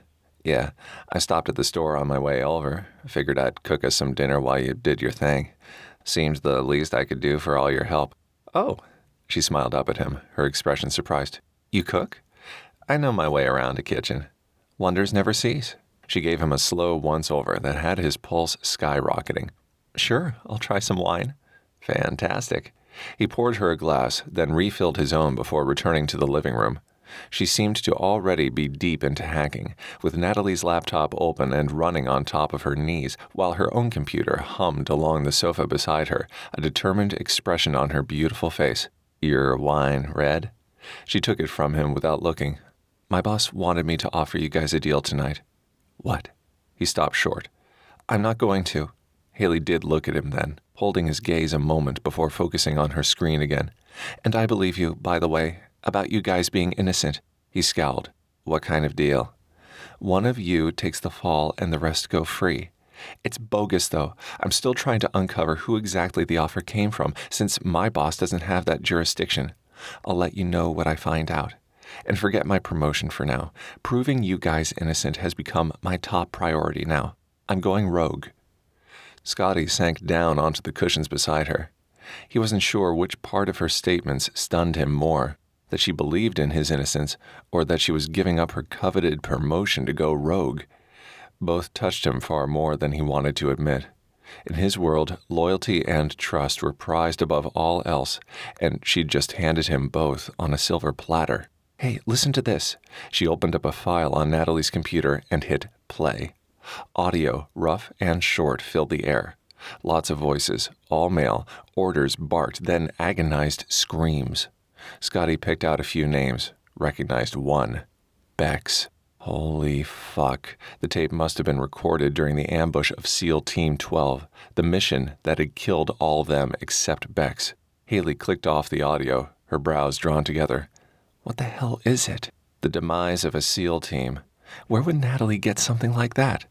No idea. He sat down on the arm of the sofa and rested his forearms on his knees, his glass dangling from his fingers between them. What else is on there? Let's see. She squinted at the screen and clicked a few more keys. Looks like a bunch of confidential files. She glanced up at him, then quickly back to her screen. There's one here with your name on it. One for each of your friends, too. He gave her a look. Thanks for believing in us, Red. She hesitated for a moment, and he lived and died in those few seconds. Finally, she exhaled and shrugged. Don't get all sappy on me. Honestly, the whole cover-up is too cheesy to be real. No one's stupid enough to leave all this out in the open for anyone to find, especially a bunch of SEALs. She gave him a little wink. And, besides, being bad feels pretty good. So, let's find out who's trying to set you guys up, eh? Chapter 9. The more she discovered in the files about these guys, the more the whole thing stunk. There were documents that didn't line up, witness statement that either hadn't been corroborated or were inconsistent, and questions that had never been plausibly answered and were brushed under the proverbial rug or ignored. It almost made her ashamed to be a government employee. She'd been working for what seemed like a few minutes, but if she judged by the delicious smells drifting out of the kitchen, it had to have been an hour or so, at least. Rolling her stiff neck and shoulders, Hayley looked up from her screen to see Scotty bustling around the small, well-appointed kitchen. He had a sexy grin on his face and appeared to be singing softly into the end of a spoon. Yeah, definitely time for a break. She set Natalie's laptop aside and stood, stretching before heading over to the galley-style bar separating the open-style concept kitchen from the living room. What are you making? He turned and waggled his brows. Her knees went weak with want. My specialty, sausage and peppers. Smells delicious. Let's hope it tastes that way, too. He stirred the contents of the large frying pan, then replaced the lid and lowered the flame before removing his apron and facing her once more. A spot of grease stained the corner of his firm, full lips, and she had the insane urge to lick it off. You find anything else interesting? I brought my laptop along so I could get into the Bureau system to check out a couple of leads, but I have to be careful. They spot hackers from a mile away. I'm not too concerned yet, since I helped design their security systems. I know all the ins and outs and back doors, but one wrong step and we'll have a whole crew of cyber cops on our doorstep within minutes. Yikes. He took one gulp of his wine, then grinned at her over the rim. You hungry? God, yes, and not just for food either. She cleared her throat and looked away fast, but not before taking in his broad chest and muscled arms, the way that silly white apron only made him look even more incredibly appealing, if that were possible. Her throat was desert dry, so she grabbed her glass of water from the living room, then returned to the bar. I'm starving. Awesome. He pulled out 2 plates and silverware from the kitchen's inventory, then loaded up a portion of food for each of them. Have a seat, Red. I'll serve you. Not wanting to pass up such a rare opportunity, Hayley did as he asked. The spicy scent of the peppers, mingled with the rich, greasy aroma of the sausage, had her stomach rumbling loud. Scotty took a seat on the stool next to hers and smiled. Go on, try it. Not poisoned, I swear. He didn't have to ask her twice. She'd skipped lunch, working straight through to catch up on the other projects she'd been letting slide due to this case. Now, as she dug into the delicious food this gorgeous man had prepared, it was pure ecstasy on a plate. Hayley groaned low in her throat after the first bite, her eyes closing. The tangy flavor of the peppers contrasted perfectly with the mellow, salty snap of the sausage and the slight sweetness of the caramelized onions. Perfection on a fork. That's what this was. Yep. After she swallowed and opened her eyes again, she looked over to find Scotty watching her, naked desire in his deep blue eyes. Her stomach flipped, for entirely different reasons than appetite this time. She took a large swallow of wine and gave him a nervous half-smile. "It's really, really good." "Yeah." As if in a daze, he reached over slowly and brushed the pad of his thumb over her bottom lip. "How good?" "Excellent." The warmth from where he'd caressed her lips zoomed straight between her legs. He'd barely touched his own food, she thought absently, as he leaned closer, closer, until the space between them disappeared and his mouth captured hers. The kiss was soft and sweet and gentle, his hands cupping her head while hers fisted in the front of his soft blue t-shirt. She relaxed into him, and he deepened the kiss, sweeping his soft tongue against hers once, twice.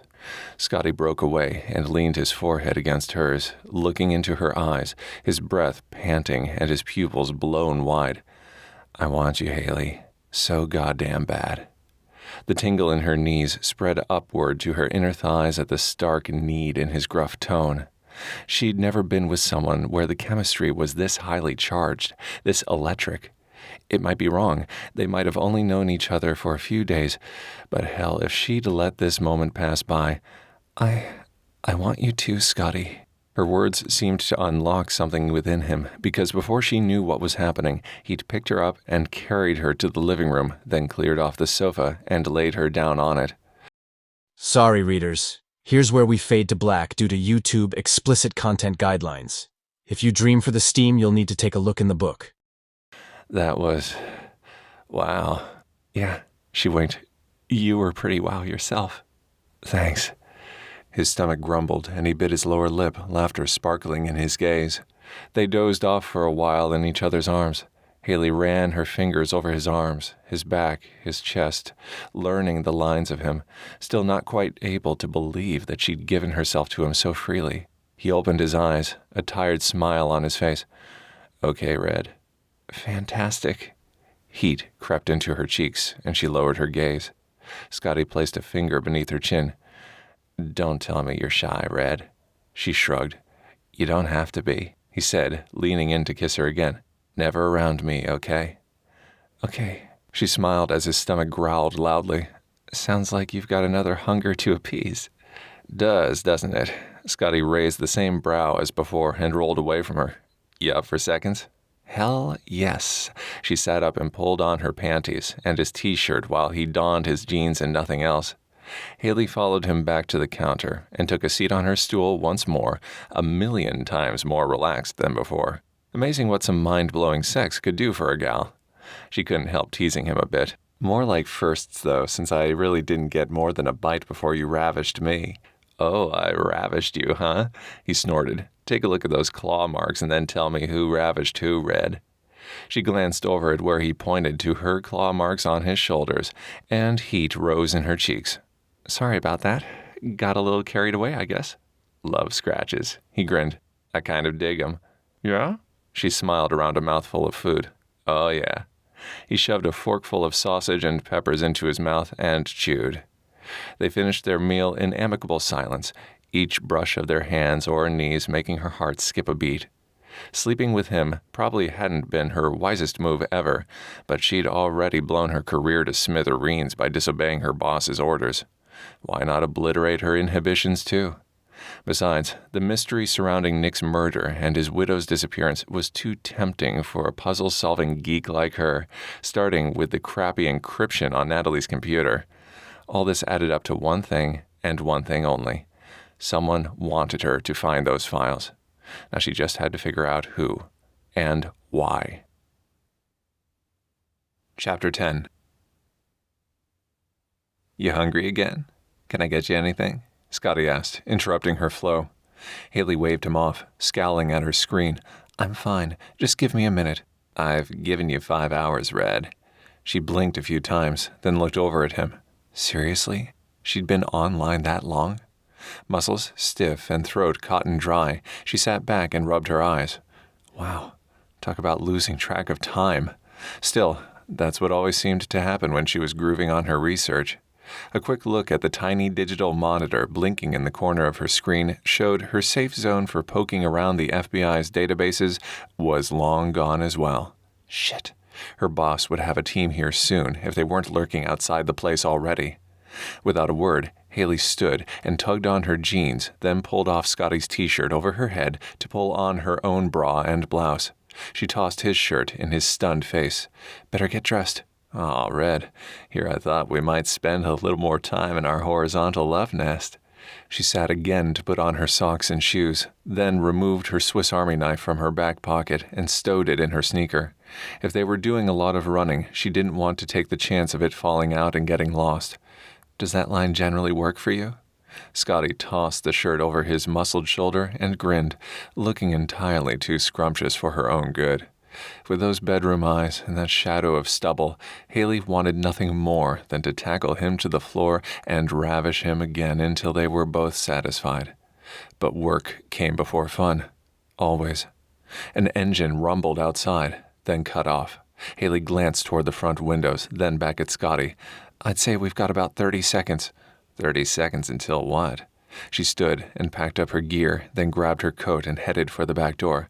"Shoes, shirt, skedaddle, now." "I still don't—" His speech was severed by the ka-chunk of power shutting off. "What the fuck?" "FBI. I might have alerted them to our presence and my hacking." "Smooth move, Red." "Thanks." She gave him a snotty look, then waited while he pulled his shirt over his head, then jammed his feet into his combat boots while he stashed his weapon in its holster. "You ready yet, Rambo?" Funny. He stuffed a few energy bars and a couple of bottles of water into a side pocket of her messenger bag, then pushed her toward the hall. "How many of them do you think there are?" "No idea." "Well, we can't just walk out the door. They'll be waiting for us." "So what's the plan?" "Come on." He took her hand and led her upstairs. Shadows passed by the windows on the first floor, and her heart kicked harder against her chest. "There's a big oak tree outside. I think it's close enough we can crawl out on the branches if we can get onto the roof." "That's your plan?" She tried to dig in her heels at the top of the stairs, but he yanked her forward anyway. "Odds are statistically against this being successful, you know. Less than 5% of all oak trees in the United States are healthy enough to produce strong branches capable of supporting the weight of 2 grown adults, and given your sizable—" His hard kiss cut her off. Even in the dark, in the middle of an ambush they weren't likely to escape, Scotty's touch made her blood zing. He broke away, her head still cupped in his hands. In the pre-dawn gloom, his eyes looked deep and dark and infinitely intriguing. "You got a better idea." The front door crashed open, and she jumped. "FBI!" someone yelled. Nope. The gal with all the answers was fresh out of ideas. Hayley exhaled and closed her eyes. "Fine, let's do it." "Good girl." Scotty kissed her fast once more, then took her hand and pulled her to the last room at the end of the hall. After locking the door and jamming the back of a chair beneath the knob, he slid open the lone window and peered out. "It's a bit farther than I expected, but I think we can make it. Trust me, Red." Way easier said than done in her case. She'd been burned one too many times to trust anyone other than herself these days. Footsteps pounded up the stairs, and her pulse jackhammered loud in her ears. "Not like I have much choice now." "Right." He slid one leg out, then the other, balancing his weight on a slanted section of dormer. Then he leaned back in and waggled his fingers. "Come on, Red. Let's do this." This was a mistake. This wouldn't end well. All of her numbers and probabilities said so. Thump, thump, thump. "FBI, open up!" Following a deep breath for courage, Hayley rushed over and took his hand. "Trust me." Scotty helped her out onto the roof alongside him, then pointed toward a large, thick branch about 10 feet away. "I'm going to run and jump, grab that, and hoist myself up." "What do I do?" She swallowed hard against the growing lump of panic in her throat. Heights weren't exactly her thing either. "You just hang on for the ride." He squeezed her hand and smiled. "Okay?" She glanced down. Big mistake. Squeezed her eyes shut and nodded. She heard the agents busting into the rooms downstairs, moving closer, closer. "Okay." "I'll protect you. Promise." He tugged her to his side as the chair jamming the door in the room behind them clattered to the ground. "Trust me." Adrenaline and pure fear kept her from answering. She was a desk jockey, a number cruncher, a tech head extraordinaire. This wasn't what she was trained for. This wasn't something she could do. Red. He grabbed her shoulders and shook her hard. "I want you to climb onto my back and let's get the hell out of here. Now." "Wait, what?" He faced away from her and ducked slightly so she could place her arms around his neck. Shaking, she did as he'd asked, then squeaked as he stood and her feet dangled off the ground. "For your information, this is highly dangerous." "Better than getting taken into custody. Hang on." He backed up to the wall of the house, then sprinted forward and leapt. She squeaked and buried her face in the back of his neck as he caught and held the tree branch with both hands, a low grunt grumbling through him with the effort.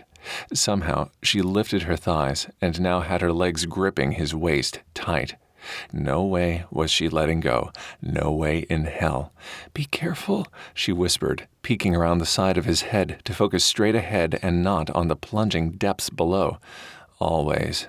He passed one hand over the other down the length of the branch until they reached the thick trunk. There, they held their breath in the shadows for a moment as a member of the FBI team beamed a flashlight out the window, searching the backyard for suspects. Luckily, the new leaves were thick, and the light skimmed by them without revealing their position. Beneath her palms, she could feel the sheer strength and solidness of his form, the slight shake of his muscle under the strain. Scotty chuckled low, and the rich sound warmed her insides despite the situation. "You keep feeling me up like that, Red, and we're going to be a while." Heat flooded her chilled cheeks, and she narrowed her eyes. "Just get us out of here." "Yes, ma'am."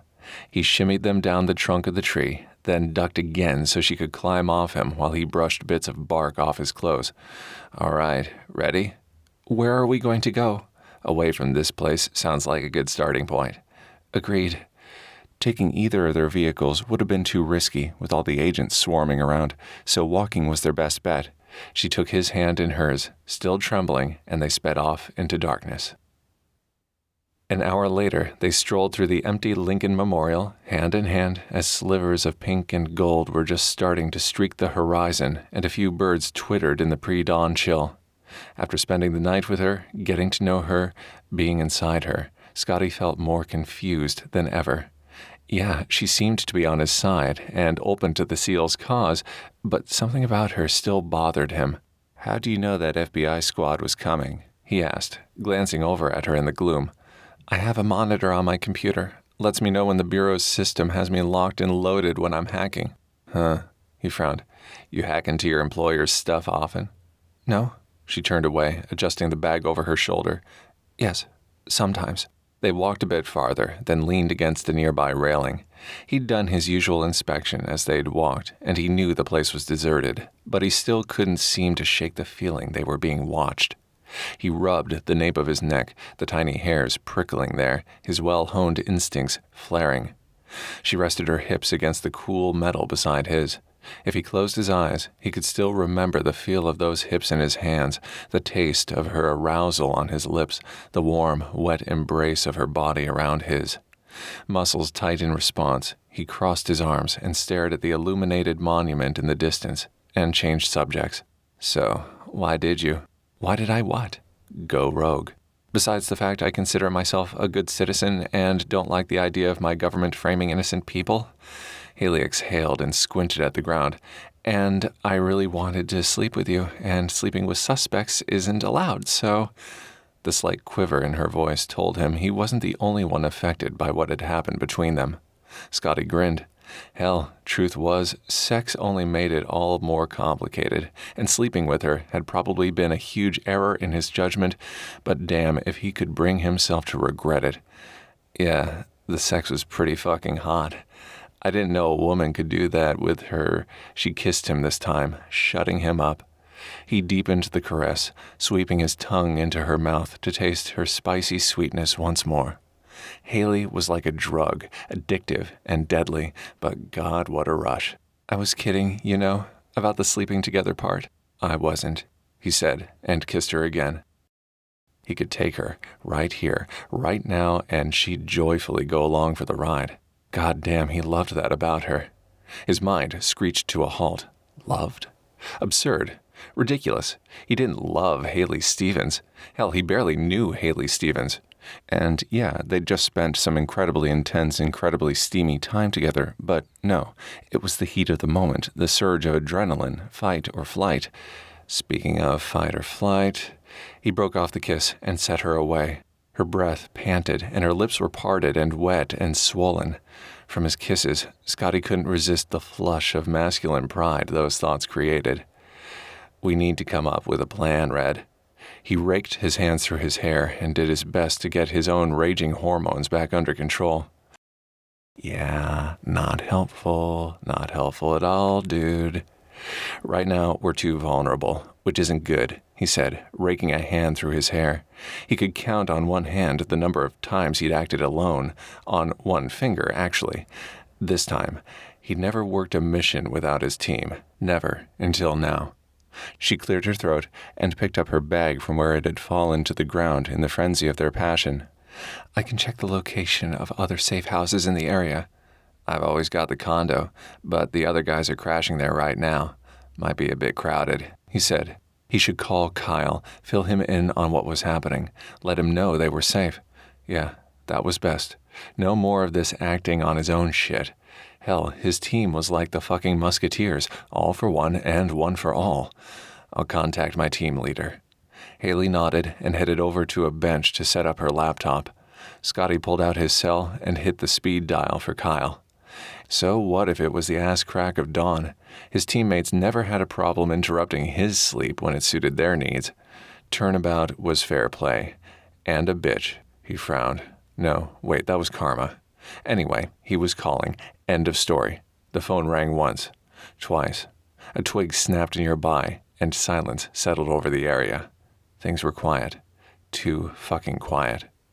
Behind him, Hayley yelped, and Scotty swiveled fast, taking in the scene in flashes. 3 men, all armed, one with a semi-automatic and a laser guide pointed at Scotty's chest. The second guarding the perimeter, the third with his arm around Hayley's neck from behind, the barrel of his gun poised at her temple. Hello. Kyle's sleepy voice rang through the phone. Jesus, Scotty, it's 5 o'clock in the fucking morning. The thug with his laser hovering over Scotty's heart raised his chin. Phone on the ground, asshole. As if to emphasize the point, the dude holding Hayley cocked his gun and smiled. Do it, or I blow her brains all over this place. Fuck. Scotty crouched slow and placed his phone on the pavement near his feet, Kyle's voice still echoing in the early morning stillness. Scotty, damn it, if this is some kind of prank, I'm going to find you and I will kill you. No prank, sir. No joke. Kick it over here, Laser Guy said.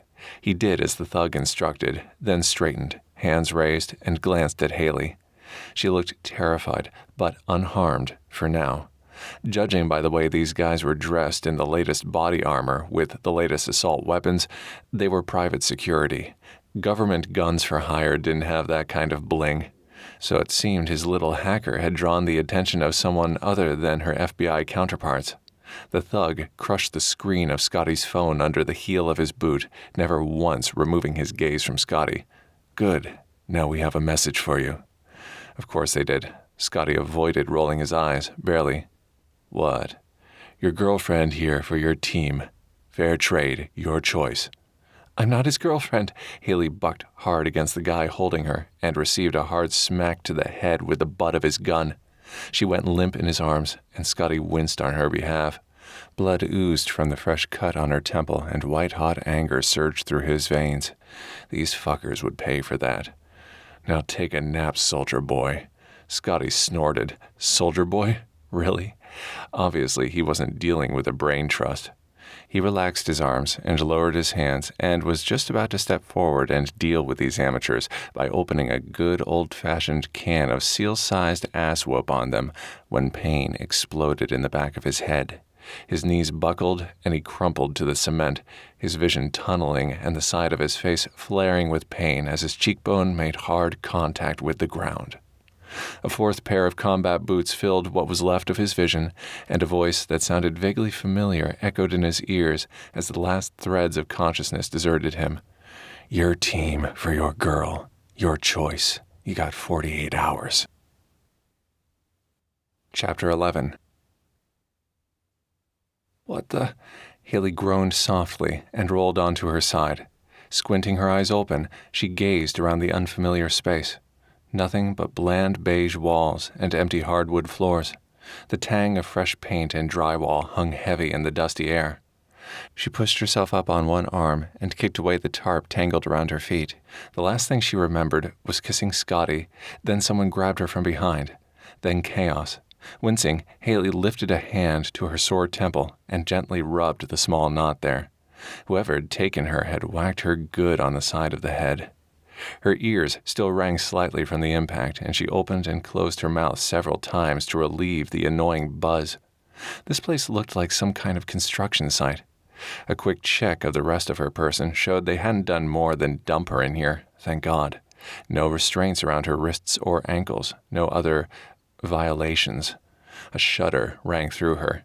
Yeah, as much as getting kidnapped sucked, things could have been so much worse.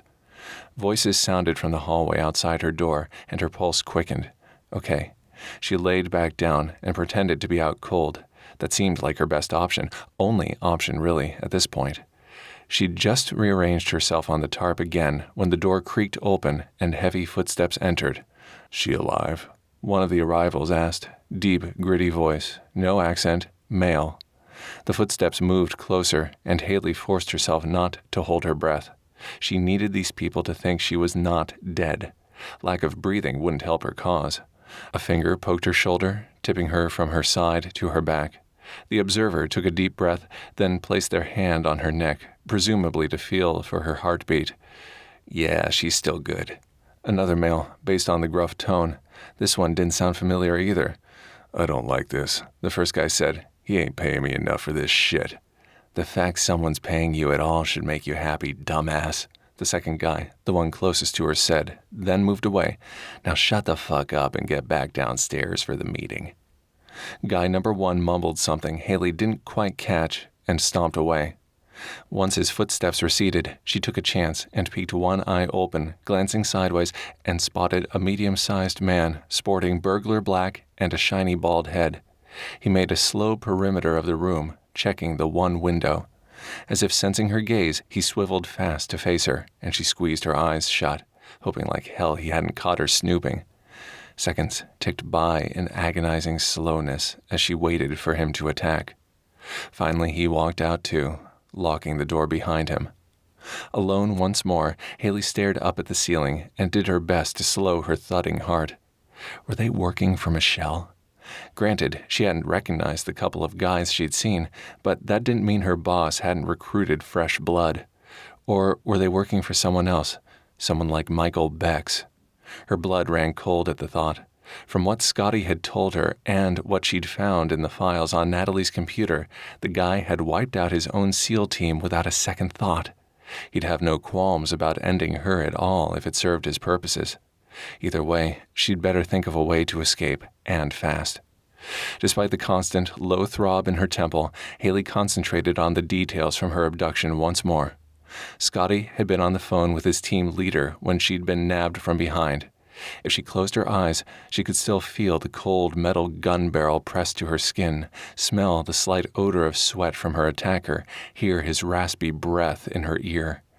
The way he'd held her immobile showed some type of combat training. He'd had close-cropped dark hair and bulky muscles, like a bodybuilder. Or private security, maybe. But what the hell would private security want with a bunch of out-of-work, down-on-their-luck SEALs? The one demand they'd made echoed in her head like a gong. Your girlfriend here for your team. Fair trade, your choice. They wanted Scotty's team, just as Michelle had, but why? It made no sense unless whoever was behind her kidnapping was also the same person who'd orchestrated the cover-up and framing of Scotty's SEAL team. Blood thundering through her veins, Hayley scrambled to her feet.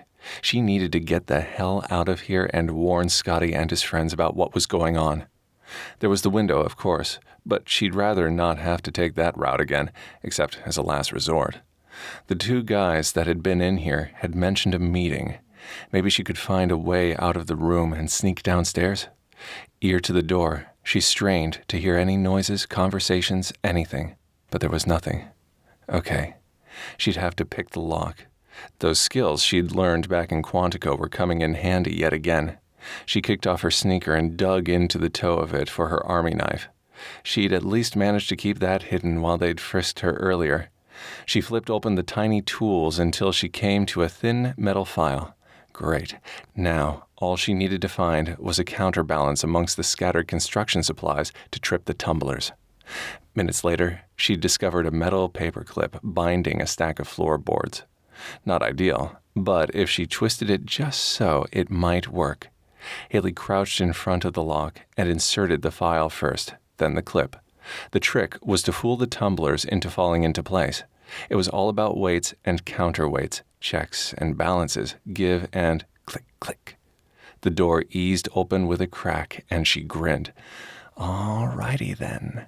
Stuffing her knife and the clip into the back pocket of her jeans, Hayley peered out into the hallway, then eased herself into the empty corridor. Low murmurs drifted upward from the floor below, and she tiptoed to the edge of the upper landing, leaning over the railing slightly to make out what they were saying. Still too far away, she eased down a few steps and stopped again. This time, she caught a bit more of the conversation, namely, have the snipers set up around the perimeter of the C&O Canal in Georgetown, and take as many of those Team 10 bastards as you can. Oh, shit. Hayley crept back up to her room and shut the door again. She needed to get out of here and warn Scotty. Knowing him, he'd probably already called in the cavalry to save her. Such an honorable, irritating, thoroughly intriguing man. Warmth spread outward from her chest to her extremities despite the situation. If they made it out of this... No. She shook her head. When they made it out of this, she wouldn't mind getting to know him better. The way he always cracked jokes to make her smile, the warm, protective weight of his hand on her back as he walked with her, the way he'd stuck with her and their agreement to work together when he could have just as easily blown her off completely. Not to mention the guy cooked, for God's sake. Then there was the earth-shattering sex. Yeah, I definitely need to get to know him better. Much, much better. But her first step was escape. Outside the window was a 5 to 6 foot drop, then a flat, industrial-style rooftop stretched for a few hundred feet or so. 5 to 6 feet she could handle. Now, if she could just get the dumb thing to budge. Nope, not an inch. Great. Breaking the glass would only have the goon squad downstairs descending on her in seconds. She pulled out her pocket knife again. Maybe she could use the blade for leverage. Or not. It was meant for cutting, not heavy lifting. So, back to the supply pile she went. After several more minutes of searching, Hayley located the top half of a rusted old screwdriver. She went back to the window and wedged the thing into the tiny crack between the bottom of the window and sill and pushed down hard. She'd just started to make a bit of progress when the voices returned outside her door. Fuck. She dove for the tarp and landed on her side as more of her abductors returned. What should we do with her? One of the guys from before asked. We'll need to take her with us. She's the bait. Bait? Her heart battered against her chest. They were going to use her to lure Scotty and his team to the canal. Of course they were. The one time she'd had a decent night with a decent guy, and now it would end in bloodshed. And the diversion, another guy said. Diversion? For what? Riggs, you grab her and tote her down. Yet another new voice said, this one more commanding than the others. The rest of us will load the equipment in the van. Yes, sir. Hayley still had the screwdriver clutched tight in her fist. If she timed it right, she waited until the other footsteps disappeared down the stairs and the new guy's breathing drew nearer to her side. She could take him. She would take him down. She had no choice. He tapped her with his boot again, and she gathered her strength, then struck, driving the sharp end of the screwdriver deep into his lower leg. The guy screamed and dropped, clutching his shin. Hayley scrambled to the window. To hell with the noise, Hayley grabbed whatever she could find and smashed the window. With the way that dude was screaming, his buddies would be up here in seconds anyway. One leg out the window, she peered back and noticed the guy's face looked weird, kind of shiny and pink, like the skin was new and plastic. Her eyes widened, like a burn patient. Michael Beck's. "What the fuck?" a man yelled from the doorway behind her, but Hayley was already out the window and running for her life. Get away, get to Scotty, get these bastards behind bars where they belong. The mantra chanted through her head in time to her pounding feet. She didn't look back to see if anyone followed, just kept running. At the edge of the roof, she grabbed hold of a rickety old fire escape ladder and climbed down to the ground, then sprinted away as fast as her legs would take her. Brick buildings and people blurred past as she weaved through the crowd on the sidewalk. The smell of hot asphalt and bus exhaust stung her nose. She was somewhere downtown, perhaps the old manufacturing district based on the rusted-out abandoned spaces around her. Weak sunlight filtered through the clouds above, so it had to be mid-afternoon, maybe. She had no idea how long she'd been out, but it didn't seem longer than a few hours at most. A phone. She needed to get a phone to call Scotty. The thud of heavy-booted feet behind her kept her zooming forward, though she never once looked back to confirm if she was really being followed or only imagining it. She just ran and ran and ran. Once she emerged out onto a busy street, she made a beeline for the first establishment she saw, a pawn shop. Hayley ducked inside the dimly lit store and blinked several times to allow her vision to adjust from the sunlight outside. At the counter, she took a few gulping breaths while the attendant stared at her bug-eyed. She held up a finger, then swallowed hard. "Can I use your phone?" The kid gave her a slow once-over. "Is it an emergency?" "Hell yes." He hesitated, then slid an old rotary dial phone across the counter to her. "Local only." "Thanks." Hayley started to dial, but the bell above the front door jangled. Shit. She hurried behind the counter next to the kid, then plopped down on the floor, the phone in her lap, praying whoever it was had needed the same extra time to be able to see and hear like she had and hadn't spotted her. The kid frowned down at Hayley, and she held a finger to her lips, silently pleading with him not to give her away. He gave her a confused look, then turned to face the counter again. "Can I help you, sir?" "I'm looking for a girl. Red hair, skinny. You seen her?" Fuck. Bex." The kid's gaze darted to her, then back again. No." "You sure?" Hayley felt the kid's legs tremble beside her, and she prayed he wouldn't pee his pants. "Yeah, I'm sure." Her assailant cursed, then stormed out of the shop. The kid clutched the edge of the counter in a white-knuckled grip, and Hayley dialed her number. "I owe you one. Thanks." Scotty answered on the first ring. "Hello. It's me," she said, surprised how good it was to hear his voice. "Can you come get me?" "Where are you?" His voice sounded rough. "Are you all right, Red? Did they hurt you?" "I'm fine. I got away, but Scotty, they're coming after you and your team." "Give me the address. I'll be right there." 20 minutes later, she was crowded beside him in a car driven by Kyle, heading to one of their safe houses in D.C. These guys had more bolt holes than the Bureau, apparently. The rest of the team was there, too. Gage, the light streaming in through the car window outlining his missing earlobe, sat in the passenger seat. Spencer was squished in on one side of her, his strawberry blonde hair blowing in the breeze from his open window, and his hand on his weapon just in case of attack, while Scotty guarded her on the other.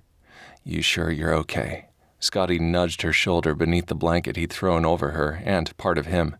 He'd taken hold of her hand, too, right after they'd left the pawn shop, and he'd not let her go since. Hayley stared straight ahead and nodded. She couldn't look at him, not now.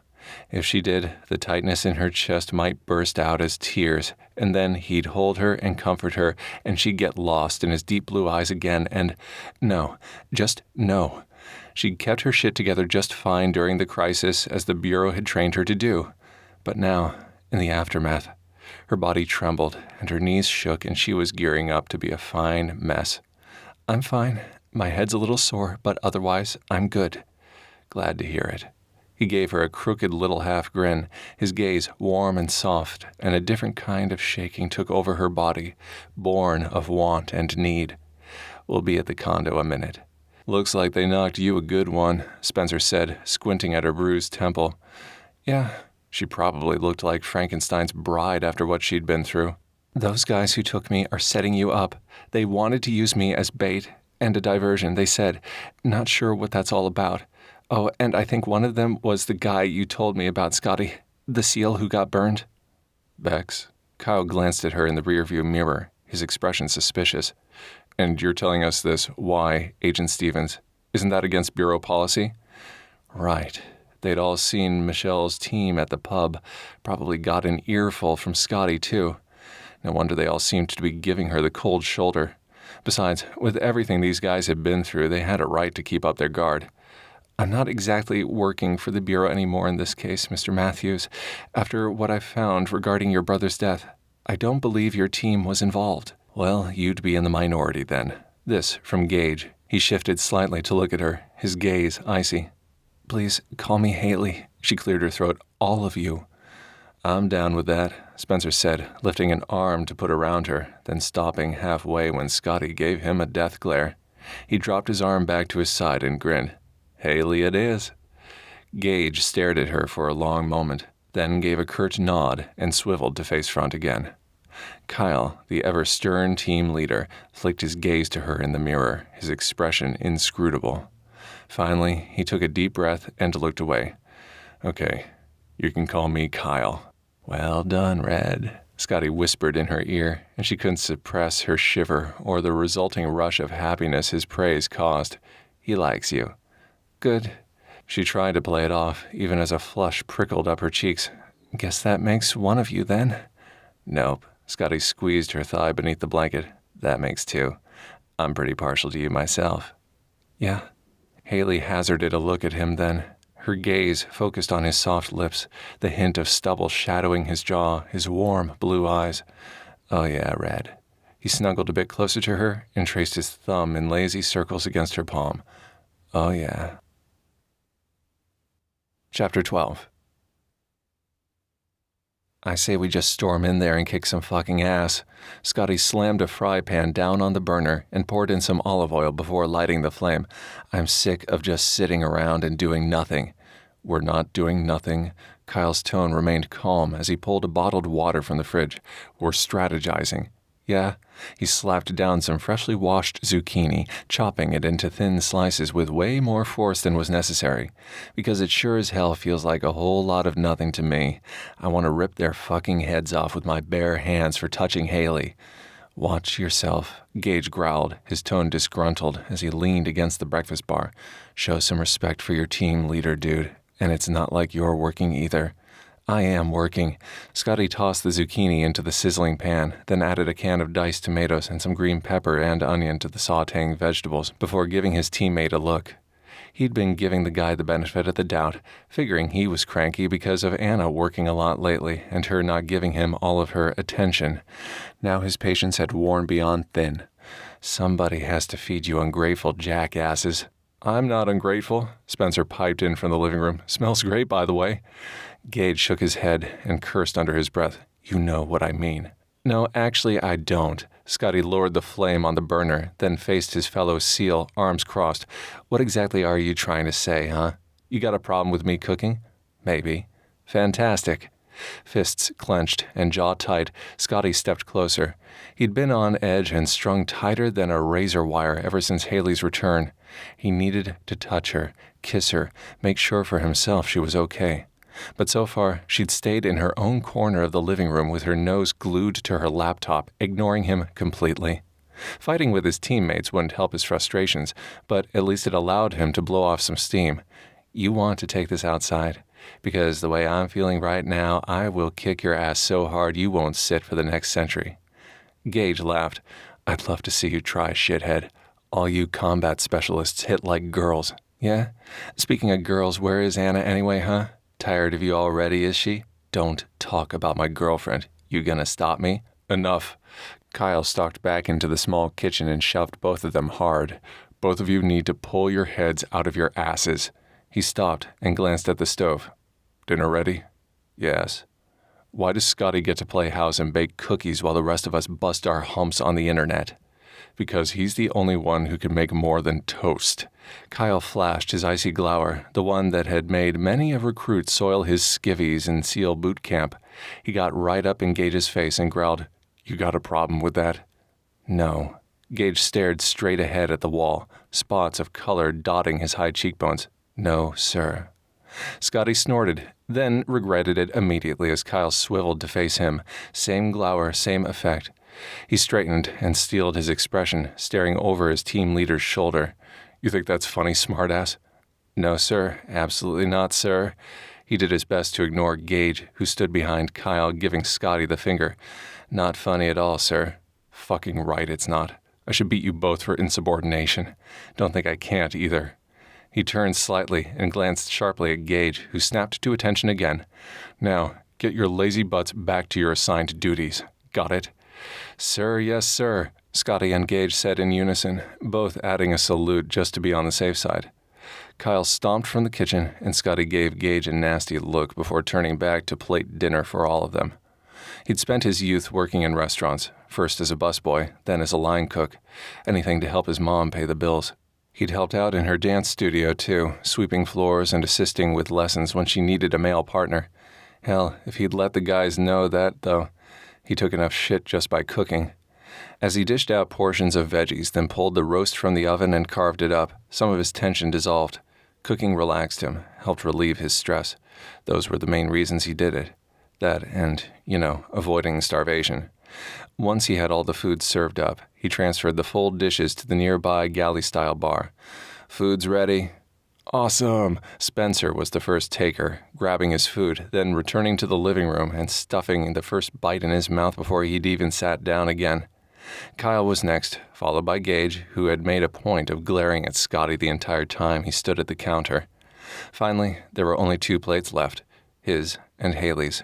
He picked them up, along with silverware and napkins, then walked over to her secluded corner of the room.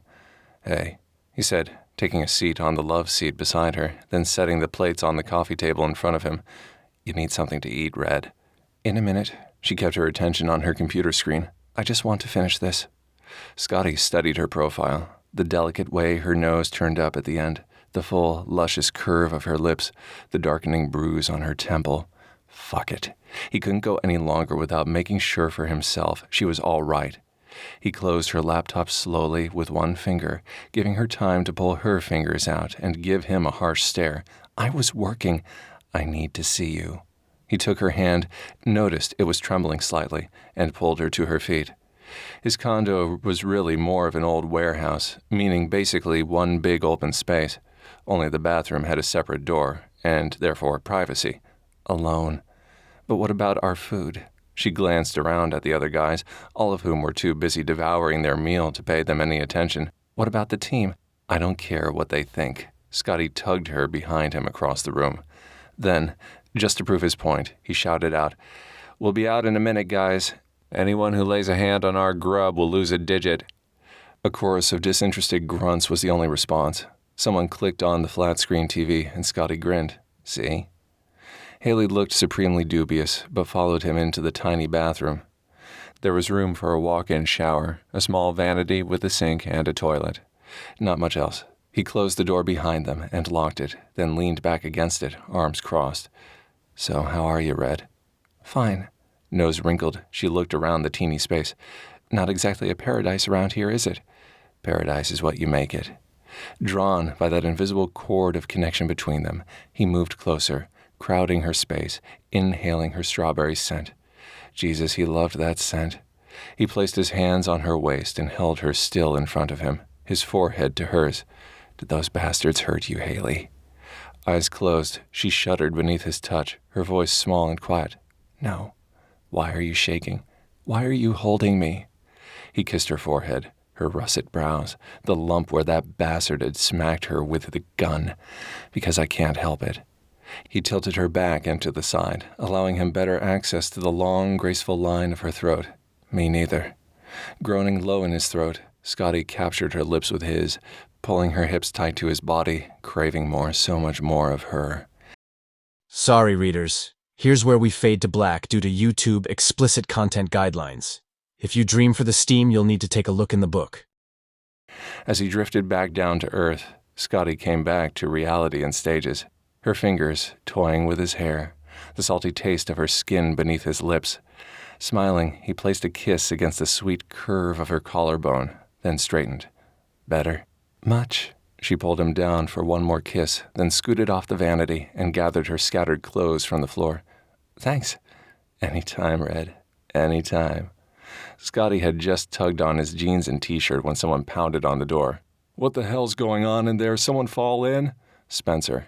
He waited until Hayley was fully clothed again, then yanked open the door, his expression mulish despite his inner zen. We had some things to discuss. Oh, I see. From his arched brow and sly expression, what Spencer saw was straight through Scotty's bullshit. Is that what they're calling it these days? Shut up. Scotty jammed his feet back into his socks, then took Hayley's hand. Come on, Red. Let's eat. Okay. Humor sparked in her eyes as she followed him back to the love seat. I'm suddenly starving. Me too. He took his seat beside her and glanced out at the rest of the room's occupants. Gage rolled his eyes and looked away, and Kyle just shook his head.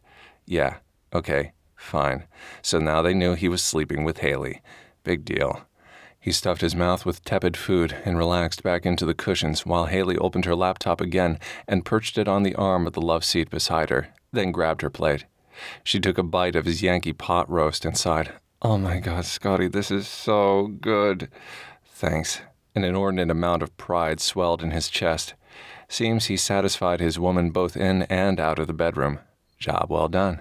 He paused, mid-chew. Wait. His woman. Her laptop dinged and she glanced over. Guys, I think I have a new lead on Natalie. All eyes turned to her. How? Scotty asked around his last bite of veggies. Nobody scarfed down a meal faster than a military man. That's what I've been working on since we got here. I tapped into the municipal security feeds. They keep track of all the national monuments, the traffic, even the metro stations. I figured if she was still in D.C., that would be our best chance of spotting her, and I was right. Where is she? Kyle sat forward, his expression serious. Well, let's see. Hayley sat her half-eaten dinner aside and picked up the computer, tapping a few keys on the keyboard. Oh, shit. Her voice took on a terrified edge that Scotty had yet to hear, not even when he'd attacked her at Natalie's house, not even when they'd been on the run from the feds. He was at her side before he'd even thought about moving. What is it, Red? According to this, she entered C&O Canal Park about an hour ago. That's where what? Where my kidnappers mentioned they were going, where they were going to stage their ambush for you guys. Do you think she's the diversion they were talking about? Probably, Kyle said, setting his empty plate aside. And when did she leave? Scotty leaned closer to peer at her screen. If Bex was looking for a fight today, then he'd be more than happy to oblige, ambush or not. She hasn't. Hayley looked up. Yet. Right. Scotty pushed to his feet at the same time as Gage and Kyle. They shared an unspoken language after all these years together, each working like finely tuned cogs in the machinery of their team. Gage grabbed his bag of highly combustible goodies and slung it over his shoulder, checking his weapon and shoving an extra clip of ammo in his pocket. Kyle entered the coordinates into his phone, then worked out the best routes of access on his GPS. Scotty pulled on his boots, then walked over to the bathroom door and pounded hard. Time to go, Spence. The sound of a flushing toilet was followed by the washing of hands when the door flew open. About fucking time we were back in the game. Guys, Hayley said, still seated on the love seat. Does no one care that's exactly where those goons who kidnapped me were planning to set you up? The guys exchanged a look and shrugged. Not really. Besides, now that we know what they're planning, we're prepared. Scotty grabbed his jacket on the way to the door. See you soon, Red. Like hell you will. She jammed her feet into her shoes, shoved her laptop inside her messenger bag, slung it across her body, snatched her coat, and followed the rest of the team out the door. I'm coming with you. I'm not sure that's such a I'm coming, she said, and that's final. Besides, who else is going to track her movements for you, huh? Scotty glanced over at Kyle, who gave a curt nod, then closed the door. Fine, but you stay in the vehicle at all times. Understood? Understood. She linked her arm through his, and they headed down the stairs. Having Hayley at his side felt good, but damn if Scotty didn't want to keep her safe forever, or at least until this whole sordid mess was over. Either way, he'd be damn sure to protect her this time, no matter what. Chapter 13. You in position, Spence? Scotty said into his Bluetooth earpiece. He crouched farther behind the hedge and peeked through the leaves. He was acting as Kyle's second-in-command on this mission, running tactical operations despite his hand-to-hand combat expertise. Kyle had insisted he needed time to cool his jets after Hayley's abduction, and, much as he hated to admit it, his team leader was right.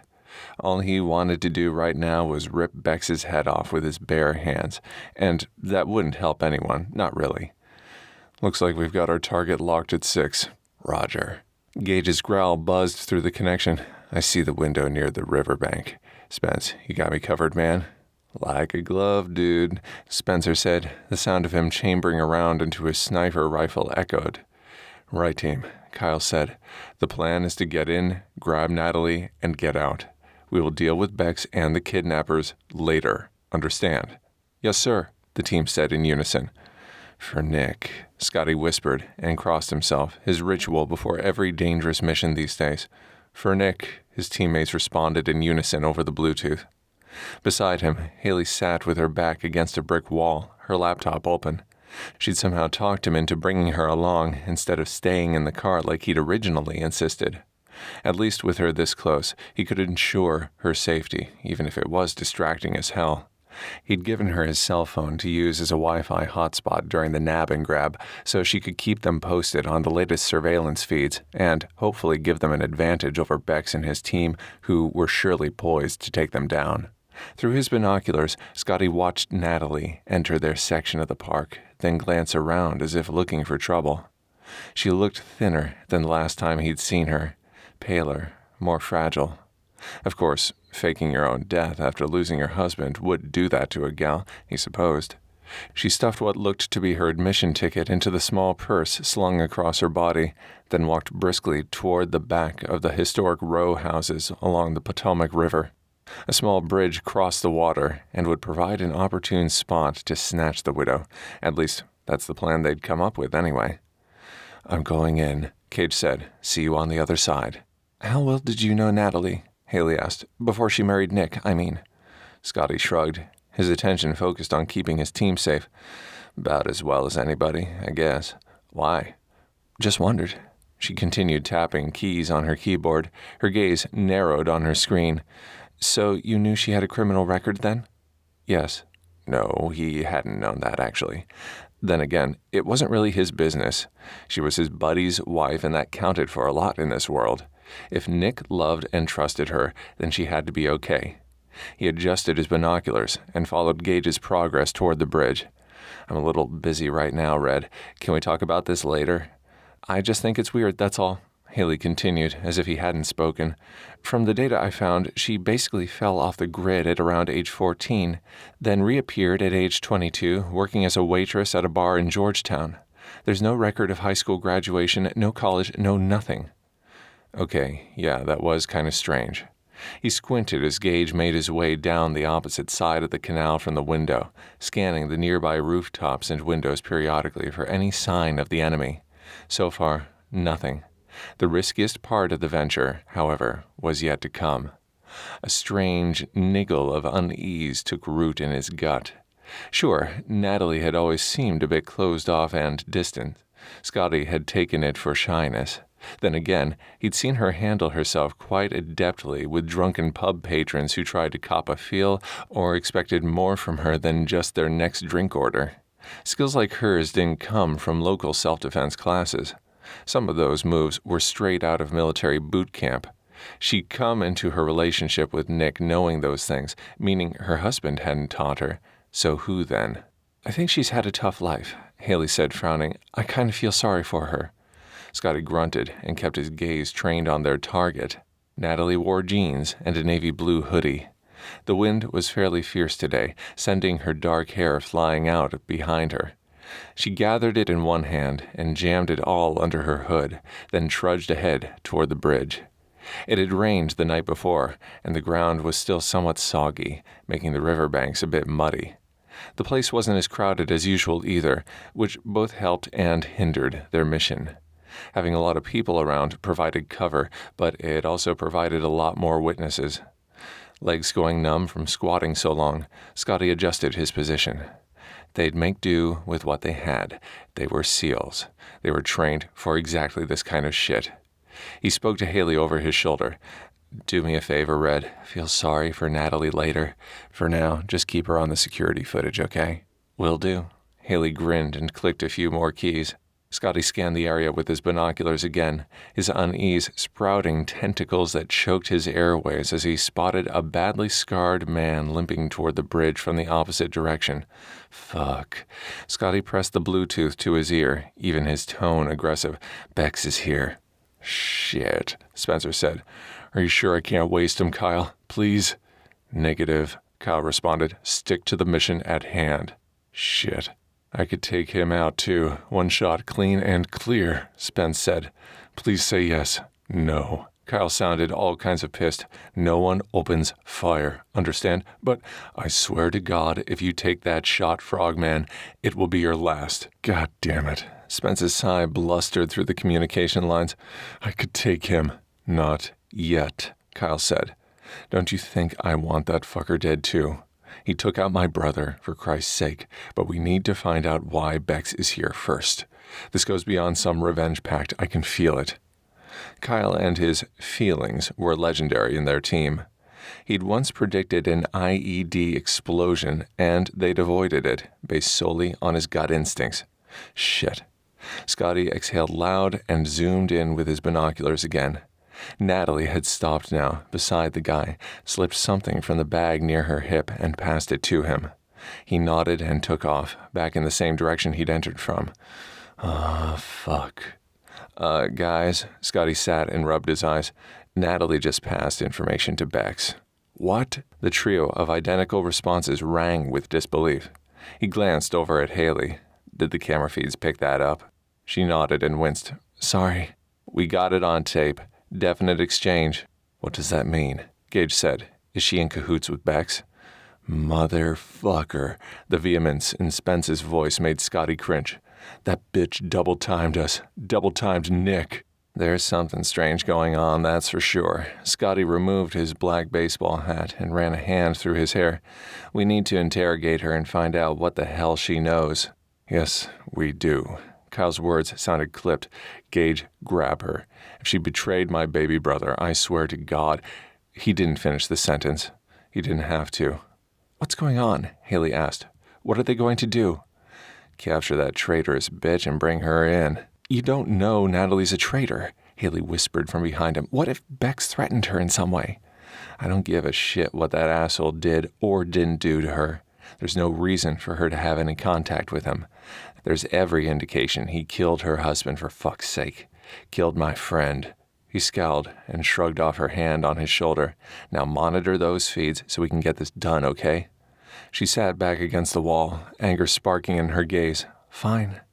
I'm going down the way a bit so I can see Spencer better. You stay right here until I come back for you. Got it, Red? Hayley gave him a harsh glare and a mock salute. Whatever. Grumbling, Scotty traversed the muddy riverbank, then knelt near a large boulder and peered through his binoculars again. Gage was closing in on the widow while Scotty stood on the roof to change positions. To pass her by, Spence appeared like a normal college kid in his Columbia sweatshirt and sneakers. But beneath those innocuous clothes lurked lightning-quick reflexes and the best marksmen the U.S. military had to offer. Okay, Scotty said. Get ready for my signal. She's almost in position. Roger, the team said. Gage moved closer to the end of the bridge, stooping down, and pretended to study some rocks near the shore, keeping his face averted in case Natalie looked over and recognized him. From a corner of one of the row houses, Spence was poised, his weapon trained on the bridge. Kyle leaned against a rickety gate several feet down from the bridge on the other side and appeared to be reading a memorial plaque, ready to lend backup if needed. All the pieces were in place. Natalie stepped foot on the bridge, then walked to the center, leaning over to peer into the murky waters below. She faced Scotty, and through his lenses he saw her gaunt cheeks, the dark shadows beneath her eyes, so different from the last time he'd seen her with Nick, smiling, laughing, in love. Except now, with her involvement with Bex, it could have all been a lie that cost Nick his life. Let's roll. He growled into the Bluetooth. Everything happened in the blink of an eye.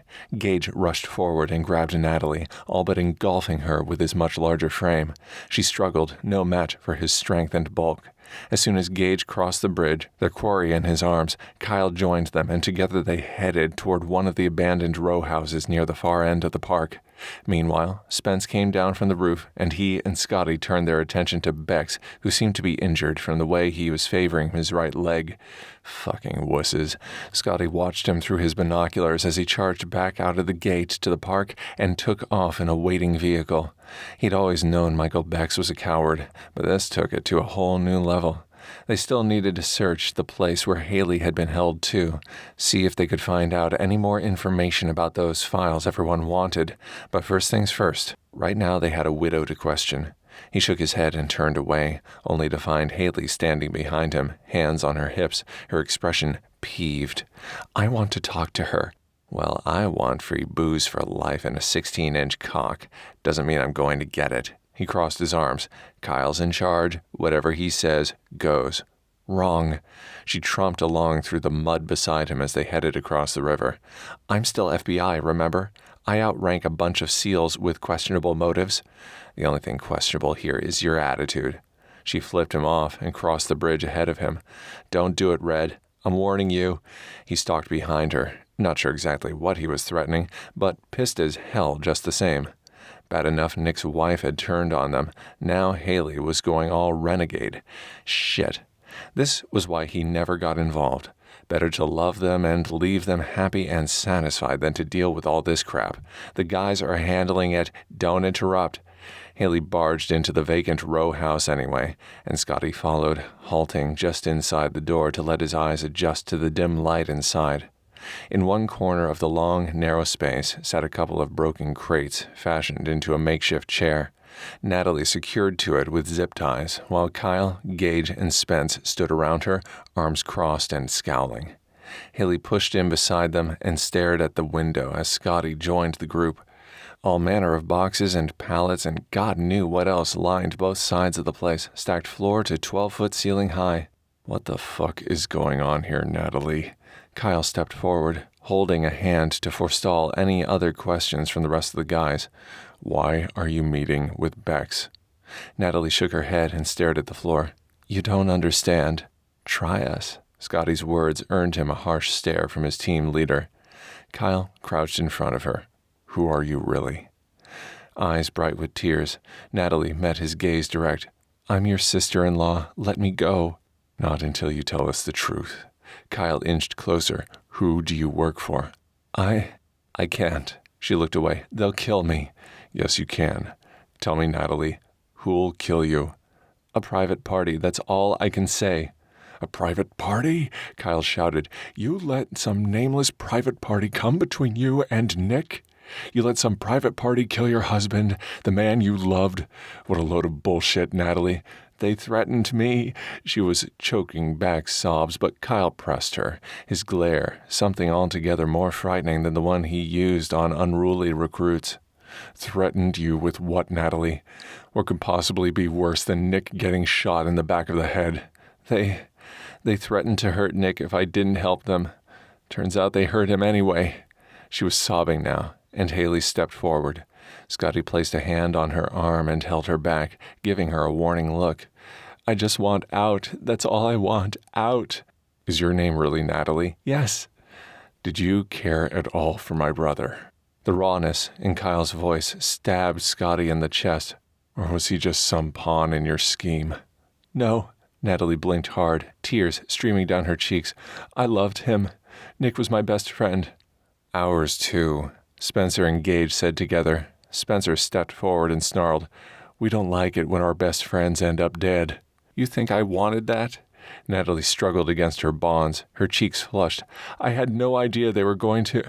If I did, I never would have." "What did you give him, Natalie?" Kyle narrowed his gaze. "We saw you pass something to a member of Michael Bex's team outside." "I'm not saying anything else." She pressed her lips together. "I have rights. I want an attorney. Let me go." "Did Nick know you were a double agent?" Natalie shook her head, her eyes lowered once more. Kyle straightened and pulled out his cell phone. "Yes, FBI, I'd like to speak with Special Agent Michelle Harper. Thanks. Yes, I'll hold. How do you know my boss? Hayley asked, the color draining from her face. You never mentioned you knew my boss. You never asked, Kyle replied. Besides, you didn't think I'd allow my men to meet with just anyone, do you? I've sworn to protect each and every one of them with my life if necessary. A smart agent like yourself should have expected a bit of investigation into her past. Hayley opened her mouth, closed it, then opened it again, speechless for the first time since Scotty had met her. Even he had to admit that his team leader's actions were shocking, but he'd long ago learned never to question his commander. As the old poem went, theirs was to do or die, not to ask why. Or something like that. English lit had never been his strong suit. Did you know he knew my boss? Hayley asked, her gaze accusatory. No, I swear. He held up his hands. First, I've heard of it, but I'm sure Kyle had a good reason for keeping it secret. Yeah? She crossed her arms and frowned. I wish I had your faith. No, please, not the FBI, Natalie pleaded. If they get a hold of me, I'm dead. Worse than dead. Nothing but interrogation rooms and torture and prison time. Please, Kyle, please don't. I'll help you, I promise. For Nick's sake, please don't. Kyle gave her a pointed stare, then looked away.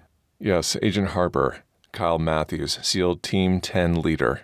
No, I'm not interested in cutting a deal. He gave Hayley a look. I've got someone here I think you'll be interested in questioning. My ex-sister-in-law, Natalie Matthews. We'll hold her until you arrive. He hung up, and Natalie sobbed again, a gut-wrenching sound that sliced into Scotty's heart like a razor. Part of him wanted to cut her restraints and hug her tight, tell her everything would be okay, even though it probably wouldn't. The other part of him couldn't seem to get past the fact she'd dealt openly with their enemy, Michael Bex, a man who'd destroyed his own team, a man who'd had direct involvement in her husband's death, a man who'd kidnapped Gage's girlfriend Anna and nearly killed thousands by blowing up a downtown building just to get some fucking file. His anger and suspicions outweighed his sympathy. Scotty grabbed Hayley by the arm, pulled her away from the group. He needed air and space and time to clear his head. Let's wait outside. No, she pulled free. I want to talk to her, alone. The other guys in the group swiveled to face them. You want to tell me about this deal your boss mentioned? Kyle said. It was bogus.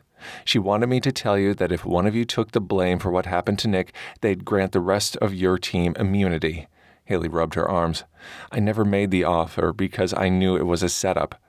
Kyle didn't respond, just watched Hayley with cool calculation. I trust her, Scotty said, narrowing his gaze on Natalie, who seemed oddly subdued for a woman fighting for her freedom. I think we should let her speak to the widow. I don't think that's such a good idea, Kyle said. Natalie's dangerous, a wild card. I know how to handle myself. Besides, if she tried anything, you guys will be just outside. She glanced at Scotty. Please. Heart heavy and body exhausted, he didn't want to fight anymore. If that's what she wants, Kyle, why not let her do it? Not like she'll get any more out of Natalie anyway. Kyle looked from Scotty to Hayley, then back again. Fine. You've got 10 minutes until the FBI team arrives. Make 'em good. Chapter 14. Hayley waited until the guys were on the other side of the room, then moved closer to Natalie, her hand around the Swiss Army knife in her back pocket. Who are you working for? Natalie looked up at her from her chair. I can't tell you that. Not even to save your life? Hayley pulled the knife out and flicked it open, keeping the blade low and hidden from the group of men behind her. Tell me. I can't. Natalie struggled against her bonds, the metal legs of the chair scraping loud against the dirty concrete. Everything okay over there, Red? Scotty called. Despite the situation, Hayley's heart stuttered. Against her better judgment, against all her excuses and staunch barriers, she gone and done it. Fallen for her brave, stubborn, sexy SEAL. Now she'd do whatever she could to clear his name and the names of his teammates to keep him safe. Fine. She narrowed her gaze on the window. You said you loved Nick? If that's true, then why would you betray him? I had no idea. Fresh tears welled in Natalie's eyes. I would never have done anything to hurt Nick. He stuck with me through everything. They told me they wouldn't harm him, promised me. 2 fat tears rolled down her cheeks. Please, you have to believe me. If they find me here, we'll all die. Deep down, Hayley didn't really believe Natalie had maliciously tried to kill her husband. Still, she was hiding something, and whatever it was required more time to root out. She checked her watch, then stepped closer to Natalie. Michelle's team would be here soon, and then it would be too late. If she was going to act, then it had to be now. Cursing under her breath, she leaned over Natalie's shoulder, quickly cut through the zip ties binding her hands together, and kicked the evidence off into the shadows, then whispered in the woman's ear, "Move a muscle before I give my signal, and I won't be responsible for what happens. Got it?" Natalie glanced sideways at Hayley, frowning, then nodded. "Why are you helping me?" "Because once this is over, we're going to help each other. Got it?" The women locked gazes, a silent understanding passing between them. "How long have you been in love with Scotty?" Natalie asked as Hayley faked tying her shoelace and deftly sliced through the remaining restraints around Natalie's ankles. "Nick never had a more loyal friend than Scotty." "I don't know what you're talking about." Hayley straightened, then looked over at the guys. Even in the dim, dingy surroundings of the warehouse, Scotty looked like a Greek god, all bronze muscle and golden hair. Warmth spread outward from her chest through every inch of her body. "We're just business associates, nothing else. Now stay put until I say so." "Right," Natalie snorted. "Scotty's a great guy, you know. Maybe a bit of a man-slut in the past, but he's got a good heart." "I wouldn't know." "Liar." The sound of engines cutting off, followed by footsteps crunching on the gravel outside, had both women turning their heads in unison. Soon, the boys rushed back over, and Hayley gave Natalie a "don't move" look. "All right, Red." Scotty moved in beside her, his heat chasing away the sudden chill in Hayley's bones. "Time's up." "We accepted you into our group, Natalie," Kyle said, his tone disappointed. "I took you in as part of my family. I trusted you. I won't make that same mistake again." Natalie remained silent. "Feds are here," Gage called after peeking out a nearby window. He and Spence held the door open, then led Michelle and her team back to where the rest of the group were waiting. Red, can I talk to you a second?" Scotty took Hayley's arm. "I need to talk to my boss," she said, trying to wrench free. "You can talk to her in a second." He guided her off to the side. "Mind telling me what's going on?" She scrunched her nose. "Last time I checked, you guys were turning in the widow." "No." He crossed his arms and exhaled. "I mean, why did you cut her restraints?" Hayley swallowed hard and did her best to keep from showing her shock. "I don't know what you're talking about." "I saw what you did, Red. I'm a SEAL, remember?" He stepped closer, and her breath caught as he reached behind her and patted her butt, right over where she always kept her knife. "Always knew that thing would get me into trouble." Save it," he growled, struggling to keep his anger in check. "Just tell me why." "She knows things, Scotty. Things she'd rather not tell the FBI. I think if we take her in, she could help us clear your name." "So you're doing this for me?" He raised a brow, and his firm lips quirked into a half grin. "I'm touched, Red." "I'm doing it for all of us." She smoothed a hand through her hair and cleared her throat. "Think about it, Scotty. She won't do anyone any good locked in some federal prison rotting away. And she won't talk to the feds. She said so, and I believe her." "You believe her, huh?" She ignored his derogatory tone and continued. "I've been researching her for months. I believe she truly loved Nick. I don't think she had any knowledge that whoever killed him was going to do so. But I do think she's in serious danger, and she's grieving. Has it ever occurred to you she might be on a mission of her own, one to avenge her dead husband?" "If that's the case, why didn't she come to us? We could have helped." Hayley gave him a look. "Well, there is the matter of your team being blamed for what happened." Scotty scrubbed his face, and Hayley took it as her opportunity. "She has a better motivation to find the real culprits than any of you, don't you think?" He sighed and looked over at the group. Hayley took stock of Michelle's team for the first time. They outnumbered Scotty's team by at least 2-1. That was weird. Michelle was definitely gung-ho about taking down the people responsible for this, but even for her, a team this size was extreme. "Kyle won't like it," Scotty said finally. "If I'm right, Kyle will get over it. And if you're not?" "Guess we'll find out."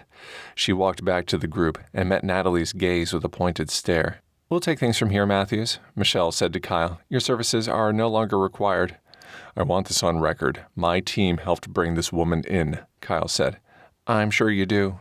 Michelle gave him a slow once-over. Your team is in a bit of trouble, Matthews. My team did nothing wrong. Funny, the official reports seem to say otherwise. My deal still stands. One of you confesses to Nick Matthews' shooting and the rest go free. No more living on the run, no more hiding. Agent Stevens here was supposed to have made this offer clear to you before it came to this, but... Michelle shrugged and gave Scotty a significant look. It appears she got distracted. A muscle ticked near Kyle's jaw, and Hayley's eyes widened. Making enemies with these men wouldn't help Michelle's cause.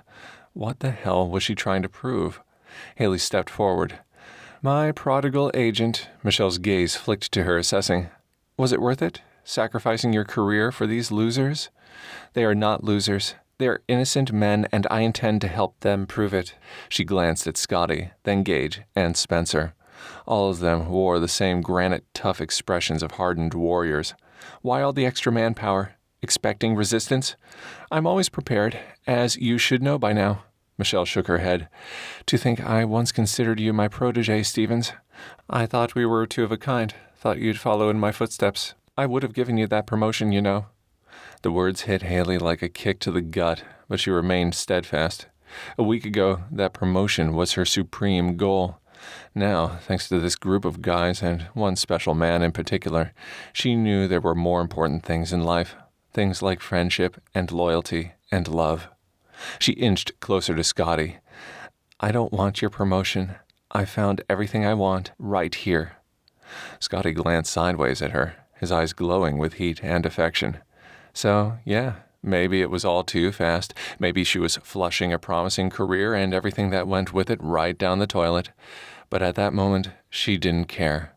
They'd find a way out of this, a way back to freedom and truth and a real life together.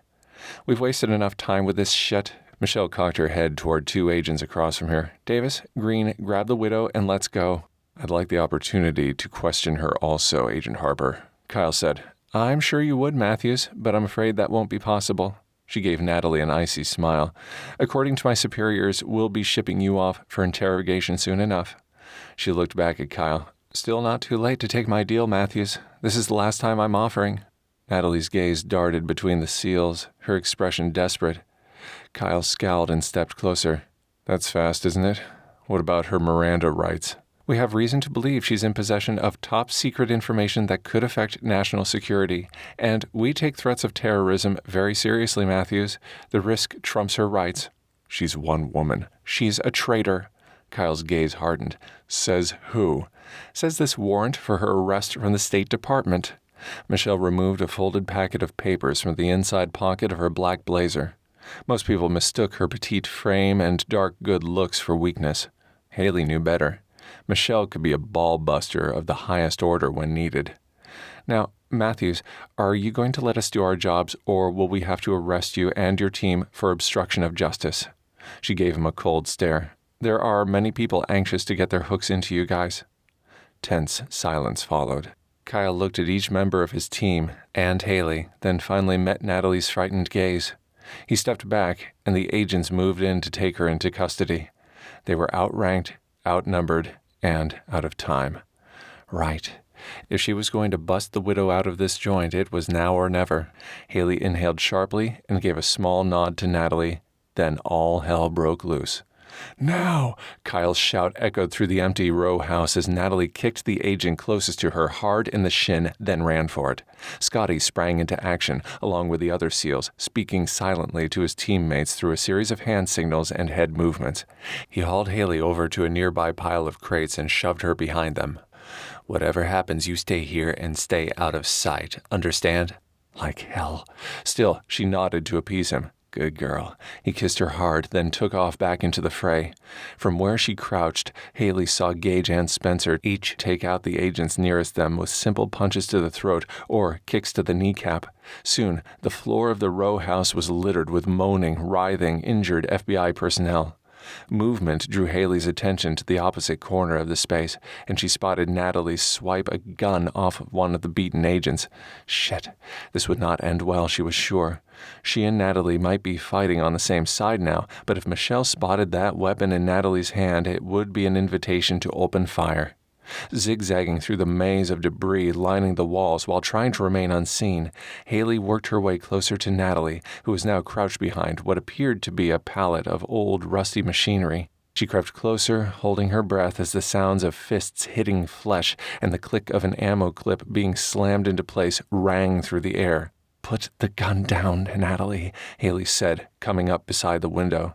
Natalie jumped, then eyed Hayley warily. "I have to get out of here. I can't let them take me. Put the gun down and I'll help you. I don't need your help. I need to escape." Natalie closed her eyes and murmured under her breath, so quiet Hayley would have missed it if she hadn't been listening. "For Nick." Then Natalie took off from her hiding spot and made a beeline for the front exit, firing shots as she went. "Suspect armed," Michelle yelled to her agents still on their feet. "Suspect armed and very dangerous. Use whatever force is necessary to take her down." Bullets zinged through the air, and Hayley chased after Natalie, hell-bent on getting her to safety. Scotty shouted from somewhere behind her, warning Hayley to stay down, stay safe, stay with him, but she was already flying toward the exit, hot on Natalie's heels. Sirens wailed in the distance, and Hayley's mind raced a million miles a second as she realized the SEALs were now firing back, taking down agent after agent in the melee. None of it made sense. Why would Michelle gun down her best chance at solving the case? Why would she want the SEALs dead instead of in custody like her offer originally indicated? Why? They'd just reached the door when Natalie crumpled before her, a splotch of bright red blossoming near the woman's right shoulder. She grabbed Natalie's arm, then yanked her body toward the open door. A searing hot sensation sliced through Hayley's left side. Wet, warm stickiness dribbled through her white cotton shirt. Hayley stared at the growing crimson stain, dazed. Time seemed to slow, and voices echoed from a long distance away. Funny how the bullet wound didn't really hurt. In fact, it all felt like it was happening to someone else. Hayley had been through enough EMT certification classes to know the signs of shock as they set in. Natalie's dead weight pulled her down, and she fell forward, her head striking a large decorative rock near the side of the gravel. "Oh shit, Hayley baby, stay with me baby, please." Scotty was by her side, his expression full of concern and stark fear. She stared up into the cloudy sky above, the glimpses of aqua through the gray. Birds sang, and plants bloomed, and from somewhere beside her, Natalie moaned. Still alive. The widow was still alive. That's all that mattered. Hayley had done her job. Life would go on.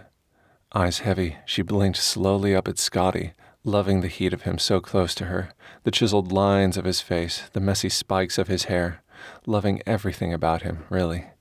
He gave her a watery smile, and her world tilted on its axis. She tried to speak, but a drugging fatigue prevented any words from escaping. He ran his thumb over her lips, moisture gathering in his beautiful eyes. "Please, baby, just stay with me a little longer, okay?" She wanted to. Oh, how she wanted to. Stay with him forever. Except Hayley was so tired, and now her side felt like it was on fire, and it was hard to breathe, and her head hurt so bad. She'd close her eyes, just for a second, just to rest. As consciousness slipped away, Hayley's last thoughts were of Scotty, and the brief times they'd spent together, the unlikely friendship they'd developed, the love she felt for him. Chapter 15. "Hands up!" The cold barrel of a gun grazed the back of Scotty's neck, and he squeezed his eyes shut. Why the hell had Hayley jeopardized her life like that? It went against all his training, all of his instincts. The truth reverberated through his head like a clarion call. He'd done it because it was what she wanted, because he'd do anything to make her happy. Because somehow, in the midst of all this bullshit craziness, he'd fallen hard for this red-haired little spitfire. "On your feet," the agent behind him growled, "and don't even think about trying anything or I'll bury a bullet in your brain." He opened his eyes and stared down at Hayley's still form, praying silently for some sign she was alive and would be well again. The rise and fall of her chest had grown shallower, and her cheeks, normally creamy and pink, were now deathly pale. Dark circles smudged the skin beneath her eyes, and there were bits of gravel and leaves stuck in her lovely auburn hair. Blood covered the left side of her rib cage and oozed from the nasty gash on her head. Up now. The weapon nudged his nape more forcefully. "Agent Davis," Michelle called from somewhere behind them. "Get his ass over here now. We need to be gone by the time the cops arrive. We've got the rest of the team restrained. Let's get them to the docks." "Yes, ma'am." The agent kicked the sole of Scotty's booted foot hard. "On your feet, now." Scotty did as he was told, still staring at Hayley. One sign, just one, and he'd gladly die a happy man today, knowing she'd be okay. The agent slapped a pair of cuffs on him, but Scotty barely noticed. Even though Natalie moaned on the ground at his side, his attention was focused solely on the woman he loved, her hand curled on the ground. There. He frowned and his eyes widened. Did her fingers just twitch or... Yes. Hayley's fingers gave a slight movement. She was still alive. Her eyes squinted open and his heart thumped. Relief and determination washed over him. He didn't know how or why. All he knew was that he owed the universe big time. He'd show Hayley just how grateful he was to have her around, once they were all safe and sound and home again. Right now, though, he and the rest of his team needed a plan. From the ever-increasing blare of the sirens, the local authorities were close. Beside Hayley, the widow moaned low again. Natalie was okay, too. Injured, but okay. Good. All right, then. Maybe things wouldn't end quite so badly after all. The guard tugged him away and over toward the rest of the group waiting near the back of the row house. A black van had pulled up to the rear of the building. He didn't fight the agent, since biding his time now would be the smartest move. Once they reached the rest of the team, Scotty glanced over at Kyle. Yep, definitely biding their time. He and Gage and Spencer all traded glances too. Awesome thing about working with the same group of guys for so long. Silent, effective communication. Hell, some missions they completed without a single word spoken on the battlefield. Right. Michelle looked drawn and tight, as if the weight of the world rested on her petite shoulders. From what little Hayley had said about her boss that day on the National Mall, she'd built a nice career for herself at the Bureau. Plus, she had a son who was sick. Didn't make sense for her to blow all that by hijacking her own case. So what the hell would drive an agent to do something like this?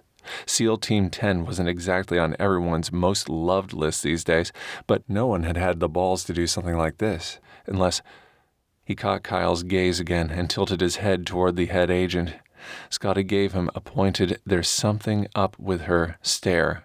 Kyle nodded. The air in the row house now smelled of gunpowder and the coppery stench of blood. Scotty craned his neck to see if he could still spot Hayley, to see if she was all right, to see if someone was helping her. The agent behind him nudged him in the back with his gun, forcing him to face front again. "Why are you really doing this, Agent Harper?" Kyle asked.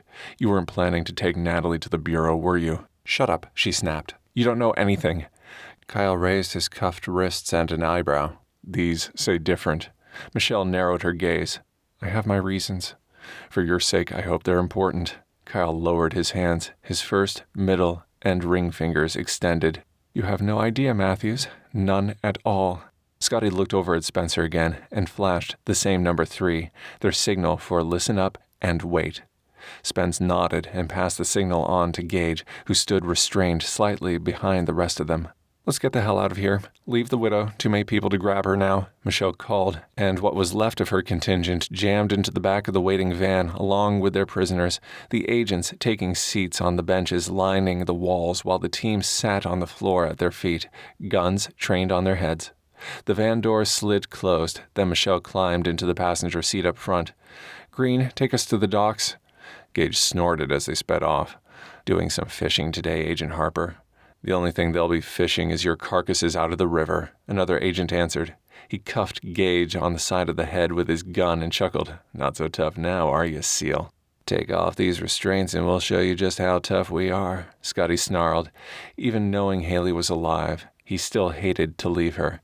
And these assholes were getting on his last fucking nerve, orders or not.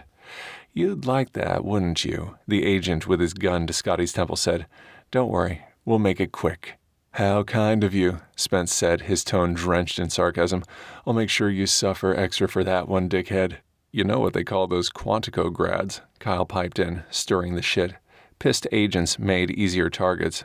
"You mean besides cowardly assholes?" Scotty asked. That remark earned him a swift, painful kick to the lower back. Yep, the agent holding him hostage was going to die a painful death really soon. or at least suffer an excruciating, humiliating ass-kicking in front of his fellow agent buddies. "Everyone shut up!" Michelle pulled out her cell phone and took a call. Scotty did his best to identify the person on the other end of the line from her one-sided conversation, but there wasn't much to go on. Tension rose off her like fog. Whoever it wasn't a social acquaintance. Yes, I've got them. No, I couldn't get the widow. No, I'll take care of it. We had an agreement and I'll hold up my end. Please, no, I said I'll handle it and I will. Her expression looked distraught, frightened. Scotty almost felt sorry for her. Almost. Fine, I'll call you when it's over. Yes. She ended the call and stuffed the device back into her pocket fast, then looked up and caught Scotty's gaze. Shadows lurked in her dark eyes. She was attractive in a petite Italian badass bitch sort of way, if you liked that sort. He only had eyes for redheads now. One special redhead in particular. "I did some research on you, Agent Harper. You're ex-military," Kyle said. She sniffed. "Army medic. Why?" "No reason. Just figured killing innocent men would go against your grain, that's all." "Nice try, Matthews. But you're hardly innocent, are you?" "We are." "I think your brother's death says otherwise." Kyle flinched, and Michelle frowned, and Scotty looked away as they bumped down the road in the back of a van headed for the Anacostia River and, quite possibly, their final destination. After several bitter seconds, Kyle said, "I didn't kill my brother." "My reports say different." Michelle slumped back in her seat. "Doesn't matter now, anyway." "Why?" Kyle's voice sounded rough. "The truth always matters." "No." Michelle shook her head, her dark brows knitted. "Unfortunately, it doesn't. Not anymore. Not for me." "Why not?" Michelle looked up, her gaze haunted. "The truth won't save what's important." "And what's important to you, Agent Harper?" Scotty asked. "Everybody just shut up," she said, her voice angry. She gestured to the other agents who held their guns to the SEALs' heads to be sure they stayed quiet. "Ma'am, please sit still while I get this cleaned for you," the paramedic said. Hayley fidgeted inside the back of the ambulance. It was just a flesh wound, thank goodness, the bullet grazing her left rib cage. And she had a bump and cut on her head, too, where she'd hit the rock when she'd fallen. That still hurt like hell, but nothing she couldn't handle. Honestly, it wasn't nearly as bad as Taser Day at the academy. Now that had been painful. Or Scotty being taken away by force. That was unbearable. Outside, EMTs were inserting an IV into Natalie's arm. She'd taken a hit to the right shoulder, the bullet passing through and leaving a nasty wound behind. She'd be okay too, from what the paramedic told her, but would need to go to the hospital. "Are you sure you don't want us to take you to the ER, ma'am?" The paramedic paused to toss a wad of bloody gauze into a nearby biohazard bin. "They can do a better job of patching you up there than I can." No ER. Not yet, anyway. First, she needed to get to Scotty and his team. Michelle's yell, the one she'd heard while still lying on the ground outside the row house, echoed in her head. "Take us to the docks." The closest seaport was in Baltimore, nearly an hour away. She doubted Michelle would waste that kind of time in disposing of her victims, which meant they were going somewhere closer. But where? She racked her brain trying to remember bits of memorabilia she'd seen in Michelle's office. The picture of Michelle and her son on her desk. She'd said it was taken last year at a marina on James Creek. That was closer, much closer, only about 20 minutes away, which meant Hayley still had time to catch them if she hurried. "I need to speak to the police, please." She winced as the paramedic dabbed some antibiotic ointment over her wound, then taped on some gauze pads. "Are they outside?" "Yep. Waiting to speak to you too, actually." The guy added a few more strips of tape to hold her bandages securely in place, then straightened. "You can borrow one of our T-shirts if you want. Since your clothes are pretty well shot." He cringed. "Sorry, bad pun." "The worst," she grinned, and took the shirt he handed her. "Thanks for this." "No problem." He jumped out the back and closed the doors to give her some privacy. She quickly discarded her blood-stained top and tugged the black T-shirt over her head, then tied it in a knot around her waist, since it seemed at least 12 sizes too large. Finally, she pushed out the back of the ambulance and scanned the crowd of law enforcement for whomever seemed to be in charge. A large, burly guy with salt and pepper hair and a Columbo-style trench coat stood directly in front of her. Perfect. Hayley charged over, shoulders squared. "Agent Stevens, FBI, I need to talk to someone about getting over to James Creek." "I know who you are." the man said. "I need to talk to you two. Mind telling me why the feds were down here shooting the place up without jurisdiction?" "Good question." She squinted at the badge pinned to the lapel of his coat. "Your guess is as good as mine, Detective Murphy, but I have a feeling there's going to be more shooting soon if we don't get over to the marina right away." "Yeah? Why's that?" He yelled more orders to the crime scene techs who arrived, then focused his attention back on her again. "Listen, I need to question you about what happened.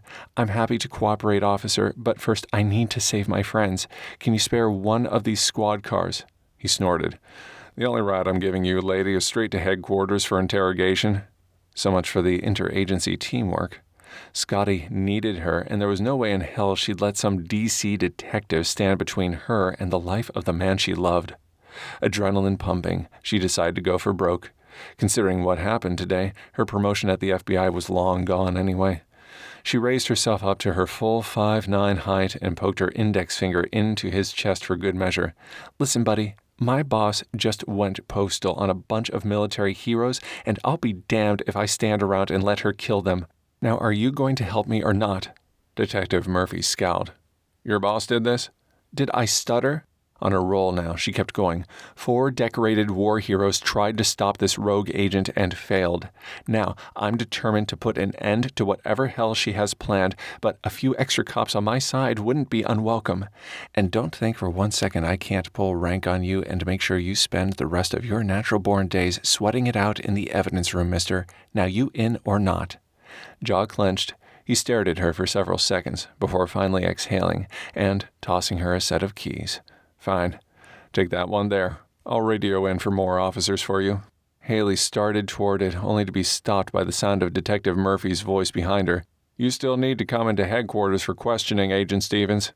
"I will, I promise." She turned to face him and backed toward the nearest squad car.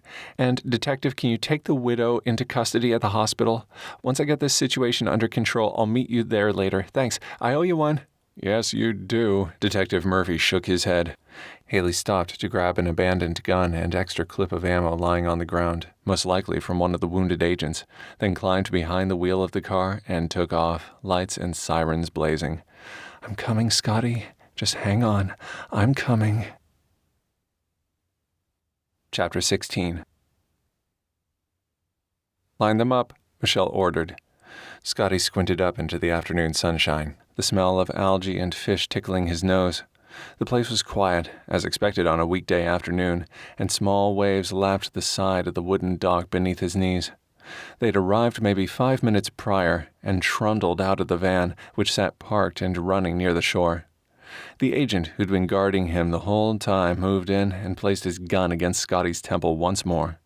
The cuffs around his wrists were cutting into his skin, and the minute Kyle gave them the signal, he planned to beat the shit out of this pompous dickhead. He glanced over at Gage and Spence, one on either side of him. Both wore identical expressions of contained fury. Yeah, taking a rogue SEAL team hostage wasn't the most brilliant idea ever, especially now that both he and Gage had someone special to fight to get back to. If he closed his eyes, Scotty could still picture Hayley lying there on the ground, so pale and helpless. His heart ached with the guilt of leaving her there, but at least she was alive, as was Nick's widow. He just hoped Hayley wasn't planning to do something stupid to try and rescue him. He and his team could get out of this themselves. Hell, they'd done it more times than he could count already. But Hayley, if anything happened to her, he didn't know what he'd do. "Right, let's do this." Michelle's voice held a hint of hesitation, and Kyle seemed to pick up on it too, because he scooched forward on his knees, as much as his position and the restraining agent behind him would allow anyway. "So that's it, Agent Harper," he said. "You're going to shoot us in the skull, then what? Throw us in the river? Not a very effective way to hide the bodies." "Maybe not, but who's going to question a bunch of washed-up ex-military has-beens who commit suicide together?" Michelle pulled a note out of her pocket and held it in front of his face, her hand visibly shaking. "Happens all the time. The stress of war, the guilt, the lack of control over your life, your circumstances, what happens to your loved ones." Kyle's gaze darted to Scotty, then back to Agent Harper. He was stalling, trying to get her to pour out her real reasons for doing this, because they all knew it wasn't to protect the American people and uphold the Constitution of the United States. Are you sure you're talking about us, Agent Harper? Or yourself? Shut up. She folded the note and stuffed it into the front pocket of Kyle's camo green t-shirt. You have no idea what I'm dealing with. Tell me. Like hell. She backed up a step and raised her chin. Weapons locked and loaded, agents. The sinister snick of a trigger being cocked whispered in Scotty's ear. The agent behind him placed his hand on Scotty's shoulder and forced him to hold still. The others did the same. A small muscle ticked near Kyle's clenched jaw. If I'm going to die today, Agent Harper, I think I deserve to know why, don't you? You don't deserve a damned thing, she scowled. Neither do I. Why not? Kyle persisted. Why are you doing this, Michelle? Scotty lowered his head to hide his grin. Kyle was good, very good. Switching to the enemy's first name to build rapport. Nice. She shook her head and stared out over the small bay, past the lazy rock of the boats tethered near them. Look, I don't want to do this, okay? I don't have a choice. We always have a choice, Michelle. Kyle had moved forward slightly once more, making his cuffed hands visible. He extended 2 fingers this time. Get set for imminent attack. Scotty's muscles tensed in anticipation. About fucking time. Who's forcing you to do this? I can't tell you that. We can protect you, Agent Harper, if you tell us the truth. Is it Michael Beck's? The same group who took out Corin Williams' publishing house last week? I only want justice for my brother's death. That's all. You help us, we'll help you. You can't help me. She inhaled and turned away, arms crossed. No one can. Scotty eyed the agents around him. They'd gone from looking confident to wary and fidgeting. Good. Maybe they weren't so down with their boss's agenda after all. That's not true. I know people, have connections in high places. Tell me why you're doing this, and I swear I'll do everything I can to help you find a better solution to the problem. Michelle snorted and faced Kyle once more, her face a mask of rage and sorrow. You got a fucking cure for cancer, huh? Or $1 million for the treatment? Because that's the only way you can fucking help me and my son now. The team members exchanged a look, and the pieces clicked together in place in Scotty's mind. The mother-child bond was one of the strongest in the universe, strong enough to make her risk her career, her freedom, her life to save her child. Whoever was bribing her to do this understood that bond and wasn't afraid to manipulate it to their advantage, meaning they were both cruel and extremely dangerous. What kind of cancer does your son have, Michelle? Kyle asked, his voice gentler. Neuroblastoma. Her words caught. He needs brain surgery to remove a life-threatening tumor. You think I have that kind of money? My insurance capped out months ago. She gave a sad little laugh. And then guess what? I get a word they're going to disband my team and I'm out of a job. Just fucking perfect. I'm sorry, Michelle. In the distance, Scotty heard the low roar of traffic from the interstate and the twitter of birds in the surrounding trees and something else. Quiet, distinct, grumbling. A car engine hidden in the tree line just offshore, he'd guess. His heart rate kicked into overdrive, but he schooled his features, looked up, and checked the faces of the agents around him, but none showed any signs of having heard the noise. A soft thump echoed, followed by the snapping of a twig. Oh yeah, someone else was definitely here.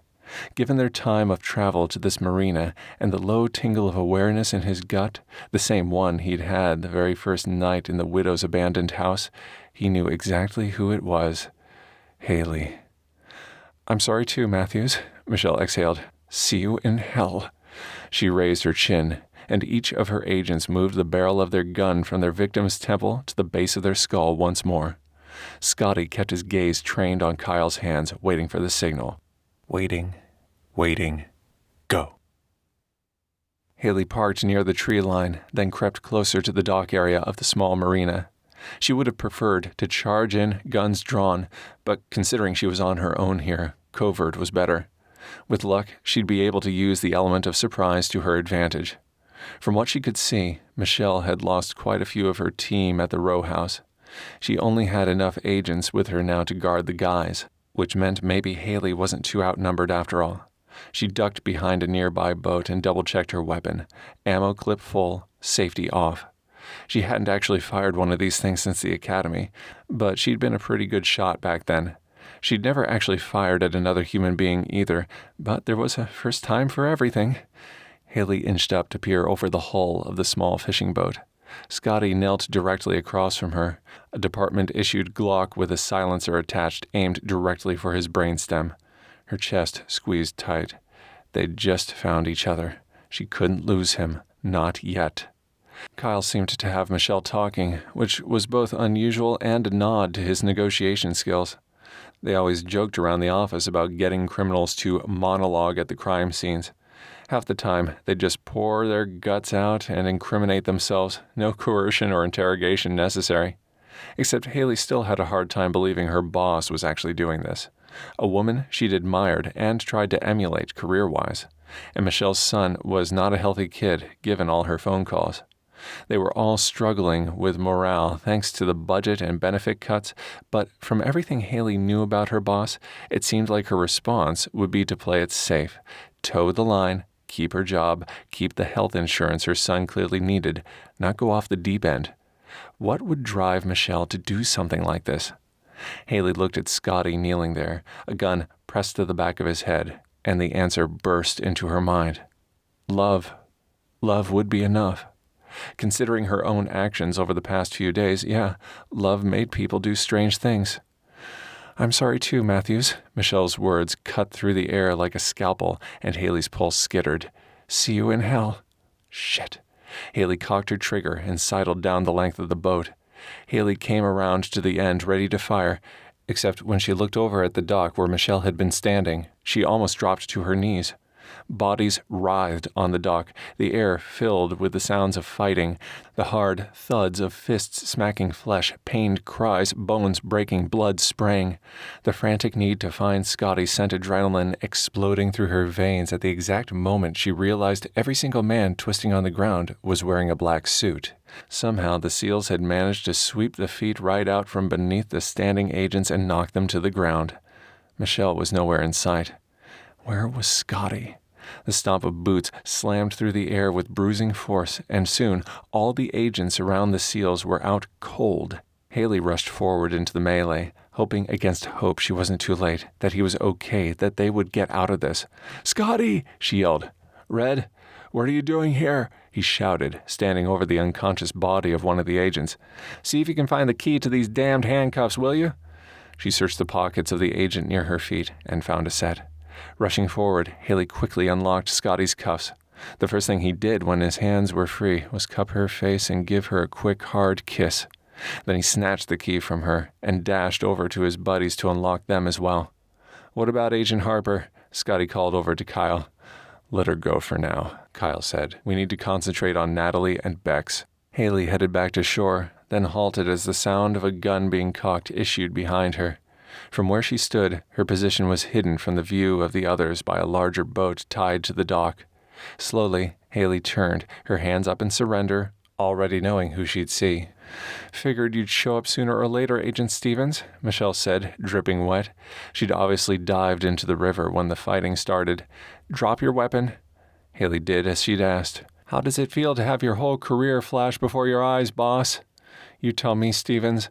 Michelle tilted her head to the side and smiled, stooping to exchange her wet weapon for Hayley's dry one. Too bad. No way you'll get that promotion now. You don't know that. I wouldn't plan on it if I were you. Michelle moved closer and kicked the other weapon into the bay. Law enforcement on the way? Always. Right. Michelle stared at her a moment. What are you going to do now? Hayley called as her boss backed toward the idling black van behind her. You won't be able to go back to the bureau. I'll figure something out. She kept her gun trained on Hayley as she climbed into the passenger side seat, then slammed the door behind her. See you around, Agent Stevens. Yes, you will. The van took off down the gravel road leading into the nearby woods just as sirens wailed in the distance, tires squealing and engine revving. You okay, Red? Scotty asked, coming up beside her. He traced his finger down her cheek, and her pulse tripped. Yeah. Even bruised and bloody and covered in dirt and sweat, he was the most gorgeous thing she'd ever seen. Unable to resist touching him again, she reached up and ruffled his hopelessly scruffy blonde hair. How about you? Better now that you're here. They shared a private smile as the others rushed over to join them. Reinforcements are almost here, Spence said. Are we bailing or what? Yeah. Gage said. Probably not the best idea to be hanging out when they arrive, Kyle, considering what we just went through with Anna. Let's go. We'll regroup at the condo. Kyle glanced at Hayley and nodded. Thanks for the help. Before she could respond, he'd stalked away. Warmth filled her chest anyway. The fact these brave, tough, talented guys were thanking her for her help made Hayley feel both insanely proud and patriotic. These were SEALs, the most kick-ass guys the U.S. military had to offer. For them to think she'd done a good job, well, that meant something. They headed for the nearby forest just as a fleet of squad cars pulled up and law enforcement swarmed the area. As they ran through the underbrush and foliage, Hayley couldn't help but laugh. From the way Spence and Gage were cursing a blue streak up ahead, they were less than happy about this route of escape. Kyle, of course, ignored them, just kept trudging ahead in true military fashion. Scotty glanced at her over his shoulder. What's so funny, Red? She shook her head and grinned. If you would have asked me a week ago if I ever thought I'd be doing something like this with a guy like you, I would have asked if you were on crack. He chuckled and put his arm around her shoulders, tucking her into his side, his heat warming away her chill. Stick with me, Red. I'll take you all sorts of fascinating places. Chapter 17. Ouch! Scotty flinched away from the hydrogen peroxide Hayley dabbed on his cuts and narrowed his gaze. Do you have to do that? Do you want this to get infected? Hayley raised a brow at him and scrunched her nose. Stop being such a baby. I am not a baby, Scotty scowled. Wait, Spencer snorted, then made a show of searching the area around him. I think I got his pacifier here somewhere. Scotty picked up the nearest thing he could find, a box of bandages, and hurled them at his teammate's head. I've got your pacifier right here, asshole. Are you guys always like this? Hayley said, her tone disapproving as she flicked a glance toward the bathroom door, which was doing little to muffle Kyle's commander voice. No. This from Gage, who'd taken up residence in one of the armchairs in the condo living room across from Hayley and Scotty on the couch. His girlfriend, Anna Middleton, had rushed over after seeing the incident on the news. She was now curled up on Gage's lap, hugging him tight, her face buried in his neck. He spoke to Hayley over the top of Anna's head. Usually we're worse. Great, Hayley muttered. Hey, I can't help it if that shit stings like fucking battery acid, Scotty said. Gage was lucky. Anna had tended to his wounds with gentle touches like freaking Florence Nightingale, unlike him, who had to endure the brutal treatment of Nurse Ratched here. As if reading his thoughts, Hayley poured more antiseptic on a gauze pad and slapped it on a fresh abrasion on his bicep. He'd been wrong. Not battery acid. More like flaming gasoline. Jesus, Mary and Joseph. Easy, Red. I might need that arm for later. You've got another one? She shook her head and finished cleaning and dressing his arm before moving on to a scrape on his cheek. We were lucky to get out of there alive. He reached up and plucked a dry leaf out of her hair. She might put on a brave front, but she was worried about him, and her concern made fresh warmth sizzle in his chest. He'd been worried about her too, more than he'd ever say out loud. Instead, he tried to play it off as deeply intense and disturbing emotions with humor. Afraid you'll miss out on more shagging sessions? She glanced up at him, irritation sparking bright in her green eyes. You are such an ass. I second that, Spencer again. Third, Gage raised his hand, then lowered it and placed his arm protectively around Anna's shoulders. They were so sweet and affectionate it damned near made Scotty's teeth ache. What are we voting on? Kyle asked, coming back into the room. His shoulders were tense, and the faint lines round his eyes and mouth looked deeper. He slumped down onto the other end of the sofa and rubbed a hand over his face. Whether Scotty's an ass, Spence supplied helpfully. We actually need a vote on that? Kyle snorted. I just got off the phone with Commander Brighton, filled him in. Scotty cringed on his leader's behalf. No wonder the guy looked exhausted. They were on thin enough ice as it was with the higher-ups. The fact they'd had just a very public run-in with the FBI, dirty agents or not, wouldn't bode well for Brighton's continued support. Kyle's stellar negotiating skills aside, it would take a damned miracle to talk their way out of what happened earlier. What did he say? He wants us to go talk to Natalie while she's still in the hospital.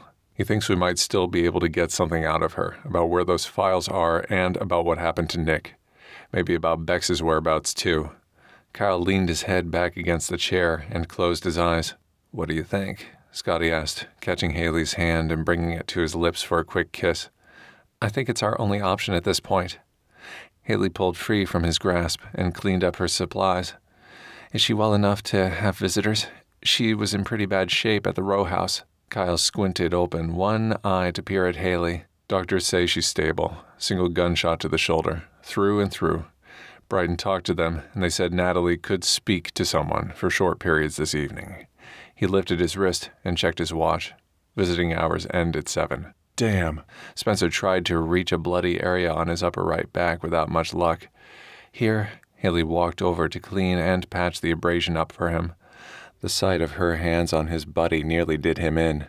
Still, Scotty did his best to be proud of his angel of mercy and resist the urge to punch Spence in the jaw. She cleaned and bandaged the area efficiently, then stood again and grinned down. Better? Much. Spencer winked at Hayley and Scotty growled low in his throat. Maybe slamming his fist into the guy's face wouldn't be such a bad idea after all. Spencer gave Scotty a droll look and raised a brow as Hayley walked away. Jealous, bud? She's mine. I heard that, Hayley called from the bathroom. Good, Scotty yelled back. And don't you forget it, Red. Listen, she said, coming back into the living room. I get that maybe you guys have gotten a little caveman since going rogue, but I'm not a steak, okay? You can't just order me. I'm a strong, independent woman who can date and sleep with any man I choose. Got it? Scotty frowned. You thought what? Hayley continued. That because we slept together you could claim some kind of ownership? That because you helped rescue me I owed you something? I can take care of myself, all right? Been doing it a long time now, and I'll keep doing it long after you're gone. She swiped the back of her hand beneath her eyes. Okay, Red, you want walking papers, you got 'em. From me and the FBI, Scotty said, trying to make it sound like even floating an idea like that didn't touch him at all, didn't gut him. Her color went up. Do you have any idea what it was like for me to see you on your knees on that dock, a gun pointed at your head? Do you? You could have died, Scotty. Then where would that leave me, huh? Where? I happen to care about you, you big dumb idiot. Before he could answer, she stormed off back to the bathroom, slamming the door behind her. Flabbergasted, Scotty pursed his lips and cocked his brows, gazing around at the stunned faces of his SEAL teammates. Well then, Kyle said, his gaze lowered. Yeah, buddy. Spencer shook his head and frowned. Wow, I like her, Anna said, still cuddled beside Gage. She's got guts. That she does. Scotty rubbed a hand over his bruised jaw. That she does. Right. Gage checked his watch. It's almost 6 now. If we're going to get to the hospital to see Natalie, we should get going. Yeah, I wonder where Michelle's at now, Anna said. Probably holed up in some seedy hotel somewhere contemplating her shitty life choices. God, I hope her son's all right. I've got Commander Brighton working on it, Kyle said. Her son will be taken care of. Do you think she's hooking up with Bex? Scotty asked, grimacing. If she is, then she's got even worse judgment than I gave her credit for, Anna said. The men pushed to their feet. Gage picked up Anna and kissed her thoroughly before letting her slide down his side. Scotty averted his gaze from their obvious intimacy. He'd always been in relationships for the fun, the adventure, the cheap, fast thrill. But with Hayley, he wanted more. Let's go. Kyle stretched and blinked his eyes several times, as if to wake himself up. I'll drive. Scotty gave him a dubious look. You sure? You look ready to drop. Are you questioning my abilities? Kyle scowled over at him. No, sir. Good. Don't. Kyle stomped off for the kitchen and pulled an energy drink out of the fridge. Never underestimate me. Ever. Well, fuck. The guy had been unusually touchy since they'd discovered Natalie was still alive.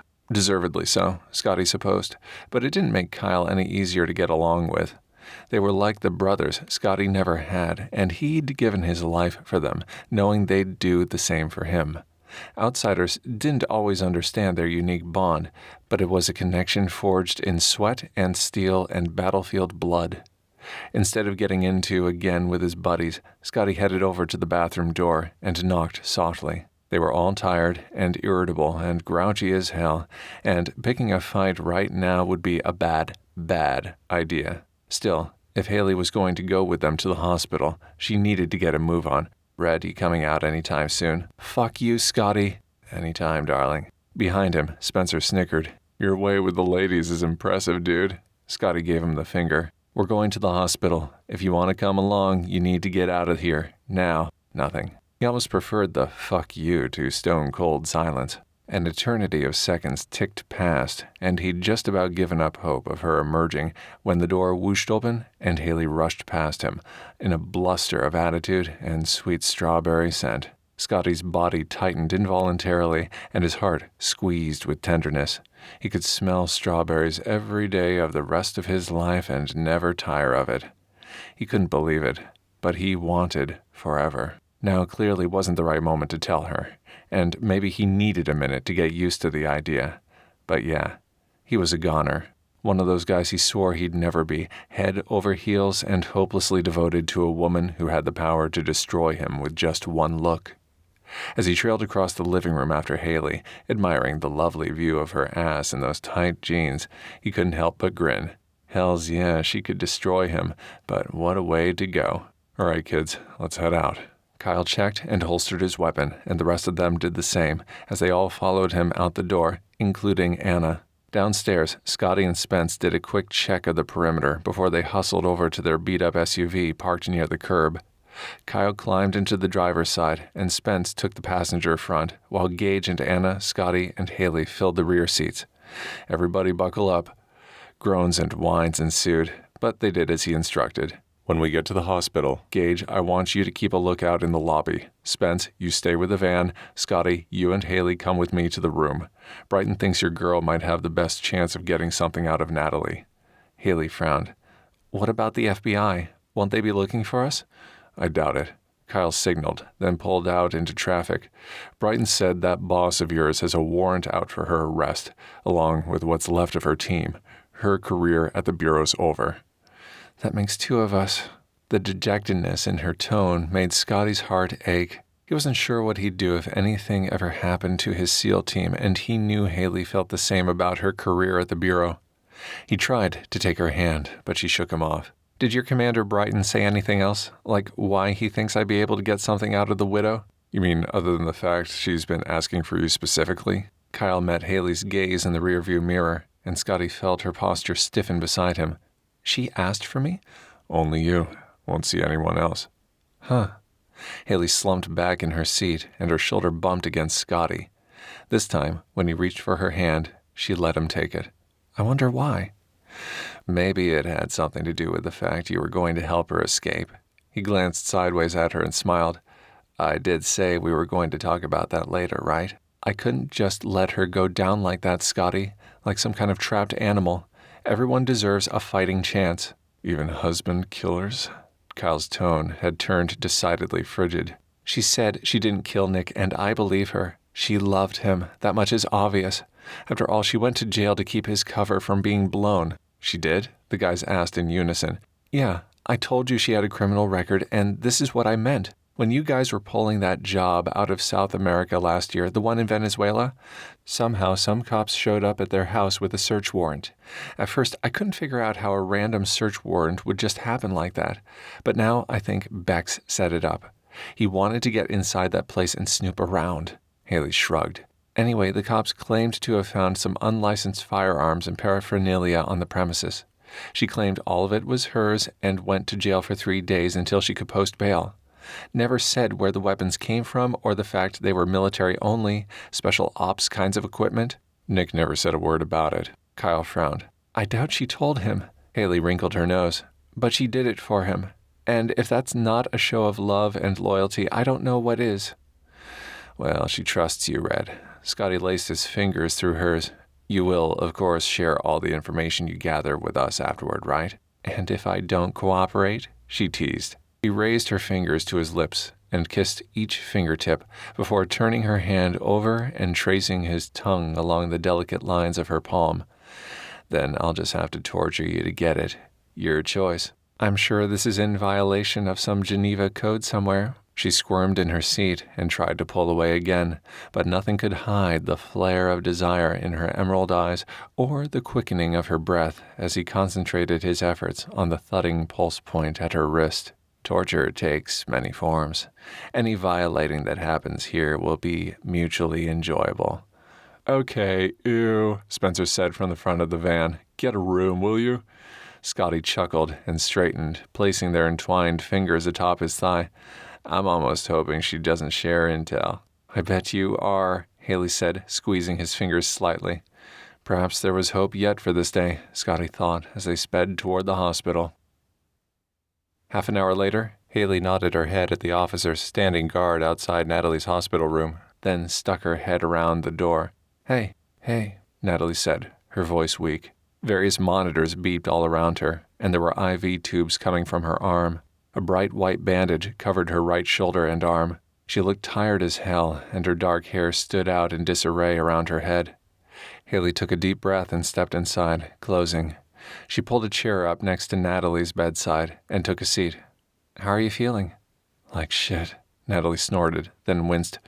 How are you doing? Okay.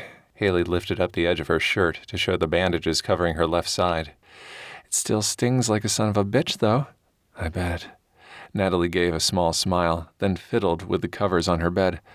So, considering everything that had happened over the past couple of hours, this would be the last quiet time the woman would have for a while. In fact, she'd passed several police officers and military investigators on her way to Natalie's room, all of them chomping at the bit to get in here and question Nick's widow. It's nice in here. Yeah, I feel like the industrial school of decorating. Listen, Natalie, No. She held up a hand to silence Hayley. I know what they're saying about me, and that there are men out there who can't wait to get in here and drag me over the coals. But I have to know you believe me when I say I did not kill my husband or have anything to do with his death. I loved Nick more than life. There's nothing I wouldn't have done to save him if I could. Hayley hesitated, staring at the window a long moment.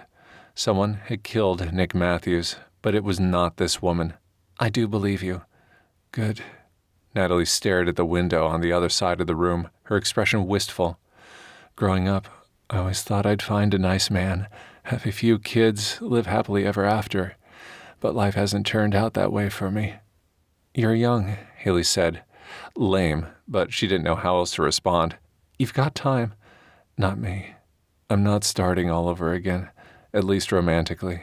Nick was it for me. What are you talking about? Hayley frowned. Maybe they'd given her some pain medicine that was making Natalie loopy. The widow laughed, a short, unpleasant sound. Commander Brighton called me and offered me a deal. They report me dead from a gunshot wound, and I get into witness protection. A fresh start with a fresh identity in a fresh new place. Sounds perfect, right?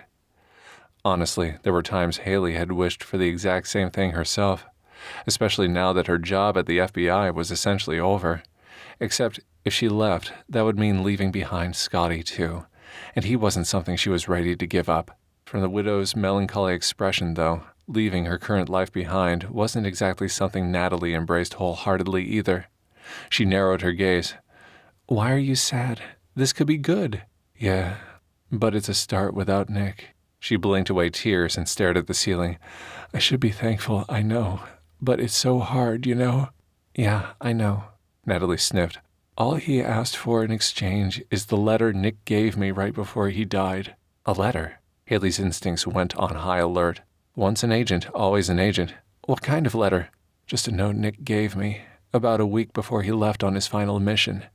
It didn't say anything important, certainly nothing to get him killed over. There must be something valuable in it, though. Otherwise, why would all these bigwigs be after it? Good question. Do you have it with you? No, I'm not an idiot. Natalie gave her a disgusted look, and I'm not giving it to them either. Just like I didn't give them those files either. Hid them real good. Hayley's ears perked up at the mention of the files. And how are you going to get them to fulfill your deal then? Nick was a romantic guy. He wrote me all sorts of letters. She gave Hayley a smart little grin. I'll just slip them one of those instead while I keep my prize under lock and key. Won't they know the difference? Yes, but not until I'm long gone again. Natalie winked. I like you, Agent Stevens.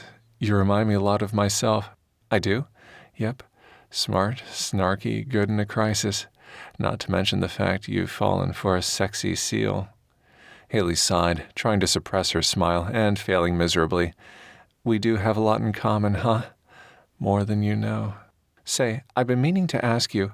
Who did you train with? From what I saw at the row house, you've got some serious skills, girl. No one local. And that was a long time ago. I'm strictly on my own these days. A knock sounded, interrupting their conversation.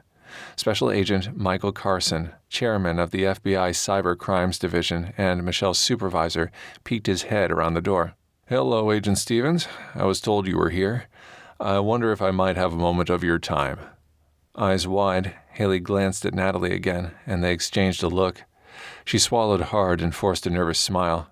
Yes, sir, of course. Give me just a moment. He nodded and left, the door creaking shut behind him. Natalie, is there anything you can tell me about Michael Bex? About the files you are hiding in that e-reader? Anything useful that might help the team clear their name and find out the truth about what happened to your Nick? I wish I could, but I can't. What little color had stained the woman's cheeks drained away, and her eyes darted about the room, wild and scared. Please don't ask me to say anything. I wasn't kidding before. These people are animals. They'll kill me without a second thought. Tears welled up in her cheeks. They killed my Nick. I wish they would have killed me too. No. Hayley took Natalie's trembling hand in hers and sighed as the monitors around her went nuts. Before long, the medical techs and nurses would be in here to find out what was upsetting their patient. Calm down. I won't force you to do anything you don't want to do, but eventually you'll have to tell someone. You know that, right? I know, Natalie sniffled. Just not today, okay? Let me get somewhere new, somewhere safe first. Okay. A nurse knocked on the door and came in to check Natalie's vital signs. Well, I guess I better go then. Hayley let go of Natalie's hand after giving it a reassuring squeeze. Good luck in your new life. You too, Agent Stevens. Don't do anything I wouldn't do. I won't. Hayley winked, then headed for the door. Hopefully they'll relocate you somewhere warm and sunny and near the beach. With my luck, I'll end up someplace just like this again. Hey, Hayley said, stopping halfway out the door. Think positive. Right. She gave Hayley a thumbs up. See you around. See you. At the end of the hallway loomed Special Agent Carson, and her pulse kicked up a notch. The walk down the hall was long. The moment she passed the waiting area stretched for what felt like an eternity as she spotted Scotty leaning against the wall, his gaze locked with hers, unreadable. She'd been a mess at the condo, her emotions all over the map. Did he think less of her because she'd taken the widow's side over their team? She's mine, he'd said. But what did that mean? It was clear the other guy saw him as a player. Did he want more between them than just sex? Because if that's all this was, then she was out. As hot as the sex was, that was never going to be enough for her. She shook her head and tried to get back in the game. None of this would help her current situation. To speak with Carson, she needed a clear mind and a strong heart. If there was one thing the Bureau didn't tolerate, it was cowards. God, she loved working there, serving her country, fighting the good fight. Now that was over, and she'd have to start all over again. Natalie was right. Starting over was hard. And yeah, they did have a lot in common. At the end of the corridor, Hayley stopped and ran a shaky hand over her clothes, then cleared her throat to alert Agent Carson of her arrival. You wanted to see me, sir? Yes, Agent Stevens. He took her arm and led her over to a secluded alcove. I know you've been through a lot over the last couple of days, and I just wanted to say on behalf of the FBI, thank you for your service. Stunned, she merely nodded. Also, we've had several meetings within the department, and I firmly believe you would be the best candidate to replace Agent Michelle Harper as head of the new cybercrimes team, if you're interested. He gave her a cool smile. You can, of course, take a few days and think about it. What? Her brain seemed to have short-circuited somewhere around where he'd said she was the best candidate to replace Michelle. Are you kidding? Carson almost cracked a smile. Absolutely not. But I thought... She shook her head. No sense in alerting him to any of her improprieties if he didn't already know about them.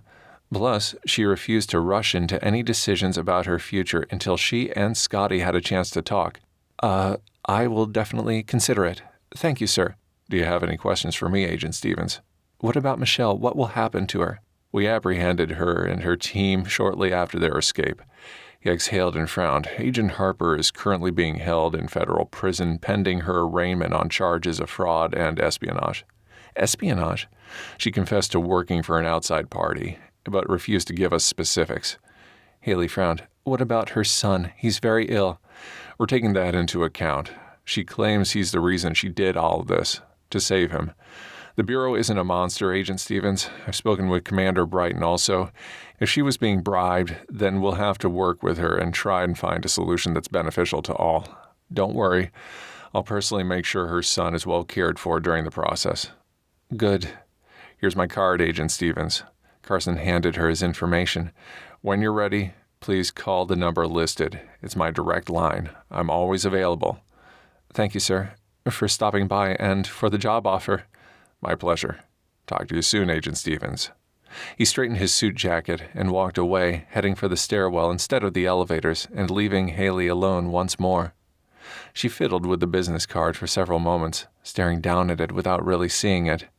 Even without looking at him, she could feel the weight of Scotty's stare on her, her skin prickling with the tingle of awareness that seemed to spark whenever he was around. At first, that night they'd first met, she put it down to professional instinct. Now she knew better. What she felt for Scotty had nothing to do with her job and everything to do with her heart. Still, for all his wonderful qualities, he was a maverick and a risk-taker too. If they were going to be together, she needed to teach him a lesson about responsibility. Hayley blinked at Agent Carson's name emblazoned in bold black letters across the fine linen stock card and grinned. Yeah, after all the worry and frustration Scotty had put her through in that row house and down at the docks, it seemed the Bureau had handed her the perfect way to teach her beloved SEAL a lesson. Chapter 18. Scotty watched Hayley walk toward him, his heart slamming against his rib cage like a trapped bird. They needed to talk. He just wished they were somewhere a little more private, someplace that maybe smelled better, a little less like floor wax, bleach, and stale coffee, not to mention the medicinal smell that always permeated hospitals. He lowered his head and stared at the toes of his combat boots, struggling to find the right words to say, the right sentences that would make her want to be with him. God, why was this so hard?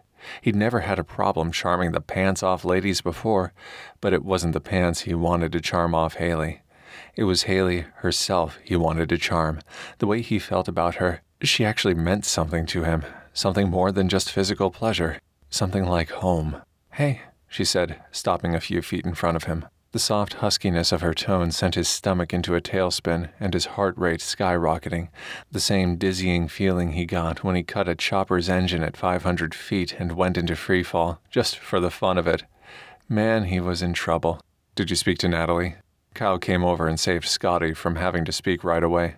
I did. And? She gave Kyle a kind smile. I'm sorry. I know you were hoping for something more about your brother's case, but the only thing she mentioned was a letter. A letter. Kyle frowned. What kind of letter? Not sure. Hayley shrugged. She said it was a note he gave her about a week before his last mission. Natalie said there wasn't anything of interest in it at all, as far as she could tell, but that your Commander Brighton seemed to want to get his hands on it. Shit. This from Spencer, who slumped in one of the area's uncomfortable-looking chairs. Are we going off on another goose chase? What? Like you've got something better to do? Scotty leaned around Hayley to glare at his teammate. If that's what Kyle orders us to do, then that's what we'll do. Spencer grumbled and grabbed his dog-eared copy of People. Damn it. Kyle ran a hand through his hair and turned away. Why won't she talk? I don't know. Maybe she's going through a lot right now, Hayley said. You know, murdered husband being on the run. Give her some time. The nurse came around the corner and gave them a disapproving look. All of you need to keep it down or I'm going to have to ask you to leave. Sorry, the group said in unison. How long will she be in here? Scotty asked after the nurse left. Hayley glanced at him, hesitated, then looked away. I'm not sure. She didn't say. Scotty's spidey senses went berserk. That was a lie if he'd ever heard one, but he didn't want to press the issue. Not yet, anyway. Not until he got things settled between him and Hayley. He leaned a little closer to her, and his chest squeezed tight. Can we go somewhere and talk? She looked back at him, her eyes wary. Where? I don't know, Scotty sighed. These places usually have a cafeteria, right? Hayley bit her bottom lip, and he'd never wanted to be a set of teeth more in his life. At last, she nodded. Great. Scotty took her hand and pushed away from the wall. We're going downstairs to grab a coffee. Be right back. Hells yeah, Spencer tossed his magazine aside and stood. I'll come with. No, you won't. Scotty gave him a pointed glare, then tugged Hayley forward. Come on, Red. You're no fun, Spencer called from behind them as they started down the hall, and Scotty flipped him off for good measure. Well, that was mature. Hayley pulled free and stalked toward the elevators alone. What? He trailed behind, feeling more like a screw-up with each passing second. Unless we're on a mission, our team doesn't exactly understand subtle, okay? She jammed the down button with more force than necessary, then crossed her arms. You want to dump me? What? No. Then why did you say I could walk back at the condo? Why are we going to the basement? Because I'd rather not have my personal feelings laid out in front of a team like a friggin' greeting card, all right? Oh, that's right. The elevator dinged. He held the doors for her, then boarded. Pardon me for liking a little privacy? You're pardoned. Good. Fine. Yeah, things were going swimmingly well. He dug the toe of his boot into the carpet and leaned against the metal wall of the elevator, like rearranging deck chairs on the fucking Titanic. They reached the basement, and once again he let her off first, along with a few other patrons they picked up on the way down, then followed her through the brightly lit hall toward the sounds of chatter and the smell of fried food. You hungry? He asked as he caught up with Hayley. I hear the burgers aren't bad. No, I'm fine, thanks. She walked in ahead of him. I prefer to hear bad news on an empty stomach. It's not bad news, he called after her. I'll get our coffees. You find us a table. Hayley continued on her way, with only a little wave over her shoulder to acknowledge she'd heard him at all. She wasn't going to make this easy on him, and that was fine. He just wished he didn't feel so damned out of his element. Hell, he'd been in some of the worst firefights in the Iraq wars, outmanned and outgunned on all sides, and never felt as helpless as he did right now. What if she didn't want to be with him anymore? What if she turned him down? Fuck. He'd always been the playboy, the guy all men wanted to be, and the stud all the women wanted to be with. Rejection wasn't in his usual repertoire, but Hayley was teaching him a whole new tune. After filling 2 mugs and paying at the register, he stopped by the condiment bar for fixings, then headed to the corner booth where Hayley sat staring out the atrium window beside her. She was so damned beautiful it almost hurt to look at her. His heart thumped hard. He loved her. Here we are. He slid a cup of coffee across the table to her, then took his seat on the opposite side, tongue-tied and twisted in the worst way. Scotty sighed, frowning down into his mug. So, she said, about this thing between us? Yeah. I think we need to make some changes. He flinched. Oh God, there it was. She wanted out and he loved her enough to let her go. Even if it would break his heart, even if he'd never get over it, even if it would damn near kill him to watch her walk away. Scotty didn't speak, just nodded. I think we should start dating exclusively. He frowned, looked up, confused. I'm sorry? Yeah. She sat back and grinned. It makes sense. We obviously like each other but I thought you wanted out. Why would I want that? I don't know. He shook his head and looked away. Maybe because you could do so much better than me. True, she agreed, then winked. But you do have your charms. I do? He narrowed his gaze. Like what? Well, before we get into that, let me just make something clear. If you ever, and I mean ever, run off and almost get yourself killed like that again without giving me some warning, I will personally kick your ass. Scotty raised a brow. Kinda hard to agree considering I'm a SEAL and all. That's sort of what we do. Yes, but next time take me with you. Why, so you can get your head blown off too? Better than living without you for the rest of my life. Speechless, Scotty snapped his mouth shut and tapped his fingertips on the tabletop. Okay then. She did care, apparently. Good to know. Still, he couldn't promise her he'd always play it safe. Being a SEAL was who he was, part of his DNA. He trained to be a soldier his whole life, lived to defend his country and all it stood for. He wouldn't be him without being a SEAL. Come on, I won't say I'll never run into the face of danger again, but I will promise to keep you by my side through it all. He bumped feet with her under the table, then caught one of hers between his and grinned. Admit it. You like me, just a little. She shook her head and stared out the window, her cheeks coloring a delectable pink. Just a little. See, was that so hard? Excruciating. She kicked off her shoe, then ran her stockinged toes up the inside of his calf. Seeing you like that, a gun to your... Me too, Red. Me too. They sat in companionable silence for a few moments before Scotty got up and moved over to her side of the booth, putting his arm around her shoulders and snuggling her close to his side. Who was that man you were talking to in the hallway? Hayley did her best to keep from melting into his delicious heat and instead took a sip of her coffee. He was with the Bureau. Really? Scotty leaned away and frowned. You lose your job? I'm sorry about that crack earlier. I know how important.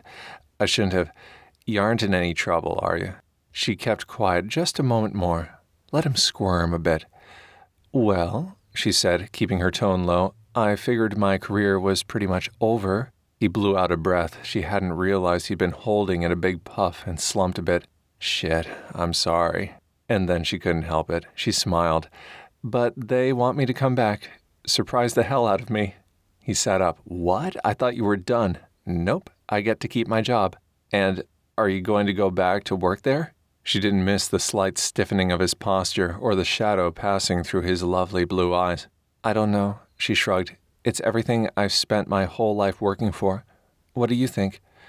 It's what you love to do, right? All that computer hacking and cyber stalking. Yeah, she chuckled, sort of. And you're good at it, too. I'm the best at it.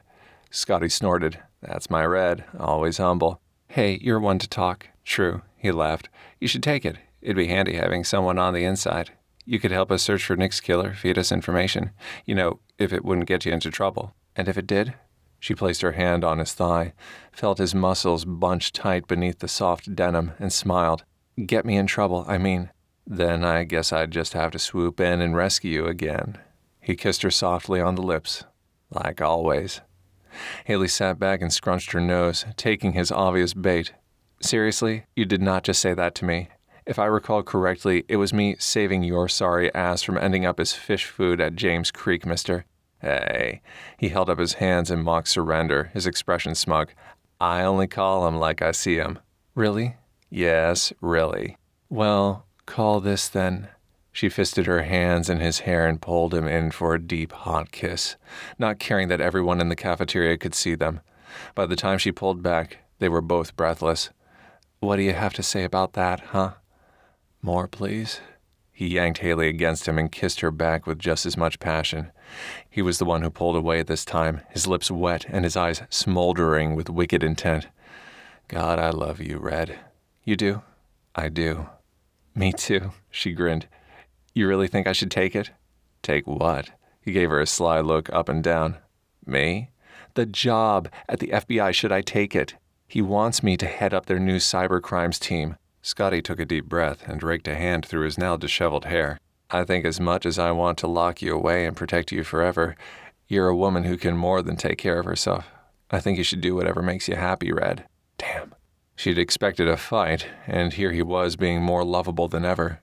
Truth was, they were a great team together, and that wouldn't change no matter where she worked.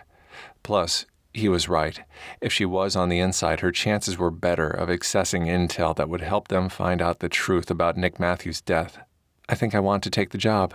Good. He smiled and pulled her closer once more. Good. She leaned in to kiss him again, but was interrupted by Spencer and Kyle sliding into the booth across from them while Gage pulled up chairs for him and Anna at the end of the table. What the hell? Scotty asked, his tone outraged. What? Spencer said. You've been down here forever, man. We figured you'd died of food poisoning or something. The nurses made us leave, Kyle said. I saw a couple of high-level military guys arrived just as we exited, so I'm guessing they'll be taking Natalie away soon. Yeah. Hayley tucked a lank of her auburn hair behind her ear. She didn't like lying to the guys, but she'd made a promise to Natalie. I'm sure everything will work out in the end. So you guys still together or what? Spencer asked them. Why is that any of your business? Gage piped in between kissing the back of Anna's hand. Some of us have private lives, you know. Don't rub it in. Spencer scowled and sat back, his ginger good looks reminding Hayley of a hunky doctor from that steamy medical show on TV. Not McDreamy, the Scottish one. She reached over and patted Spencer's hand. Don't worry, the right woman will come along soon enough. That's what I'm afraid of, he said. She wanted to ask more, but Scotty slid his hand up her thigh beneath the table, and pretty soon all words left her. Things would work out okay. They would. She'd go back to work. Scotty and his team would continue investigating Nick's case, and together they'd discover who was trying to set them up for murder. "You happy, Red?" Scotty whispered in her ear. "Beyond happy," she said, smiling. "And you?" "Ecstatic." He winked and she grinned. "All right, guys," Kyle started, giving Scotty a significant shut-the-fuck-up look. "Here's what we know." And with that, they all settled in together to plan out their next move. Epilogue. Across town, a man stood at the window overlooking the Potomac, a vodka on the rocks in one hand, his cell phone in the other. Things were not going as planned. Not at all. He took a swig of his liquor, then sighed heavily. "Did you get the widow?" No, sir." The voice on the other end of the speakerphone call sounded stilted, nervous. Good. They should be fucking nervous. "What about the letter?" His words were clipped. His gaze narrowed on the Washington Monument in the distance. Since 9/11, it seemed they were always fixing something, or building something, or trying to make something safer or more secure. That was his plan, too. Always had been. No, sir. They took her away before we could question her." Fan-fucking-tastic. He knocked back the rest of his alcohol in one shot, then set the glass aside, turning away from the picturesque view and back to face his penthouse office. Chances were good those goddamn SEALs were involved in this too. If he'd known taking out one of them would cause this much of a headache, he would have arranged to have them all terminated. He slumped into his black leather executive chair and rubbed a hand over his face. When he'd started all this shit, he figured it would be over quickly, make the delivery, infect the terror cell, bing, bam, boom. Done. Not so, however. This mess was getting more convoluted by the day. Exhausted beyond his years, he shook his head. "Any idea where they've taken her?" "No, sir. U.S. Marshals picked her up from the hospital. She's gone." "Fine." He sat forward and balanced his elbows on the desk, his bones aching more from his strenuous workout at the club earlier than his age. "Forget her. We'll work our other angle. Is the story ready to leak?" "In the final edits, sir." "Perfect. I want it fed to every major news service by the end of the week. Got it?" "Yes, sir." He ended the call and took a deep breath. There was more than one way to deal with a pesky SEAL, as Spencer Nixon was going to find out soon enough. This has been Hacking the SEAL, Saving the SEALs Series Book 2, written by Leslie North, narrated by Matt Haynes.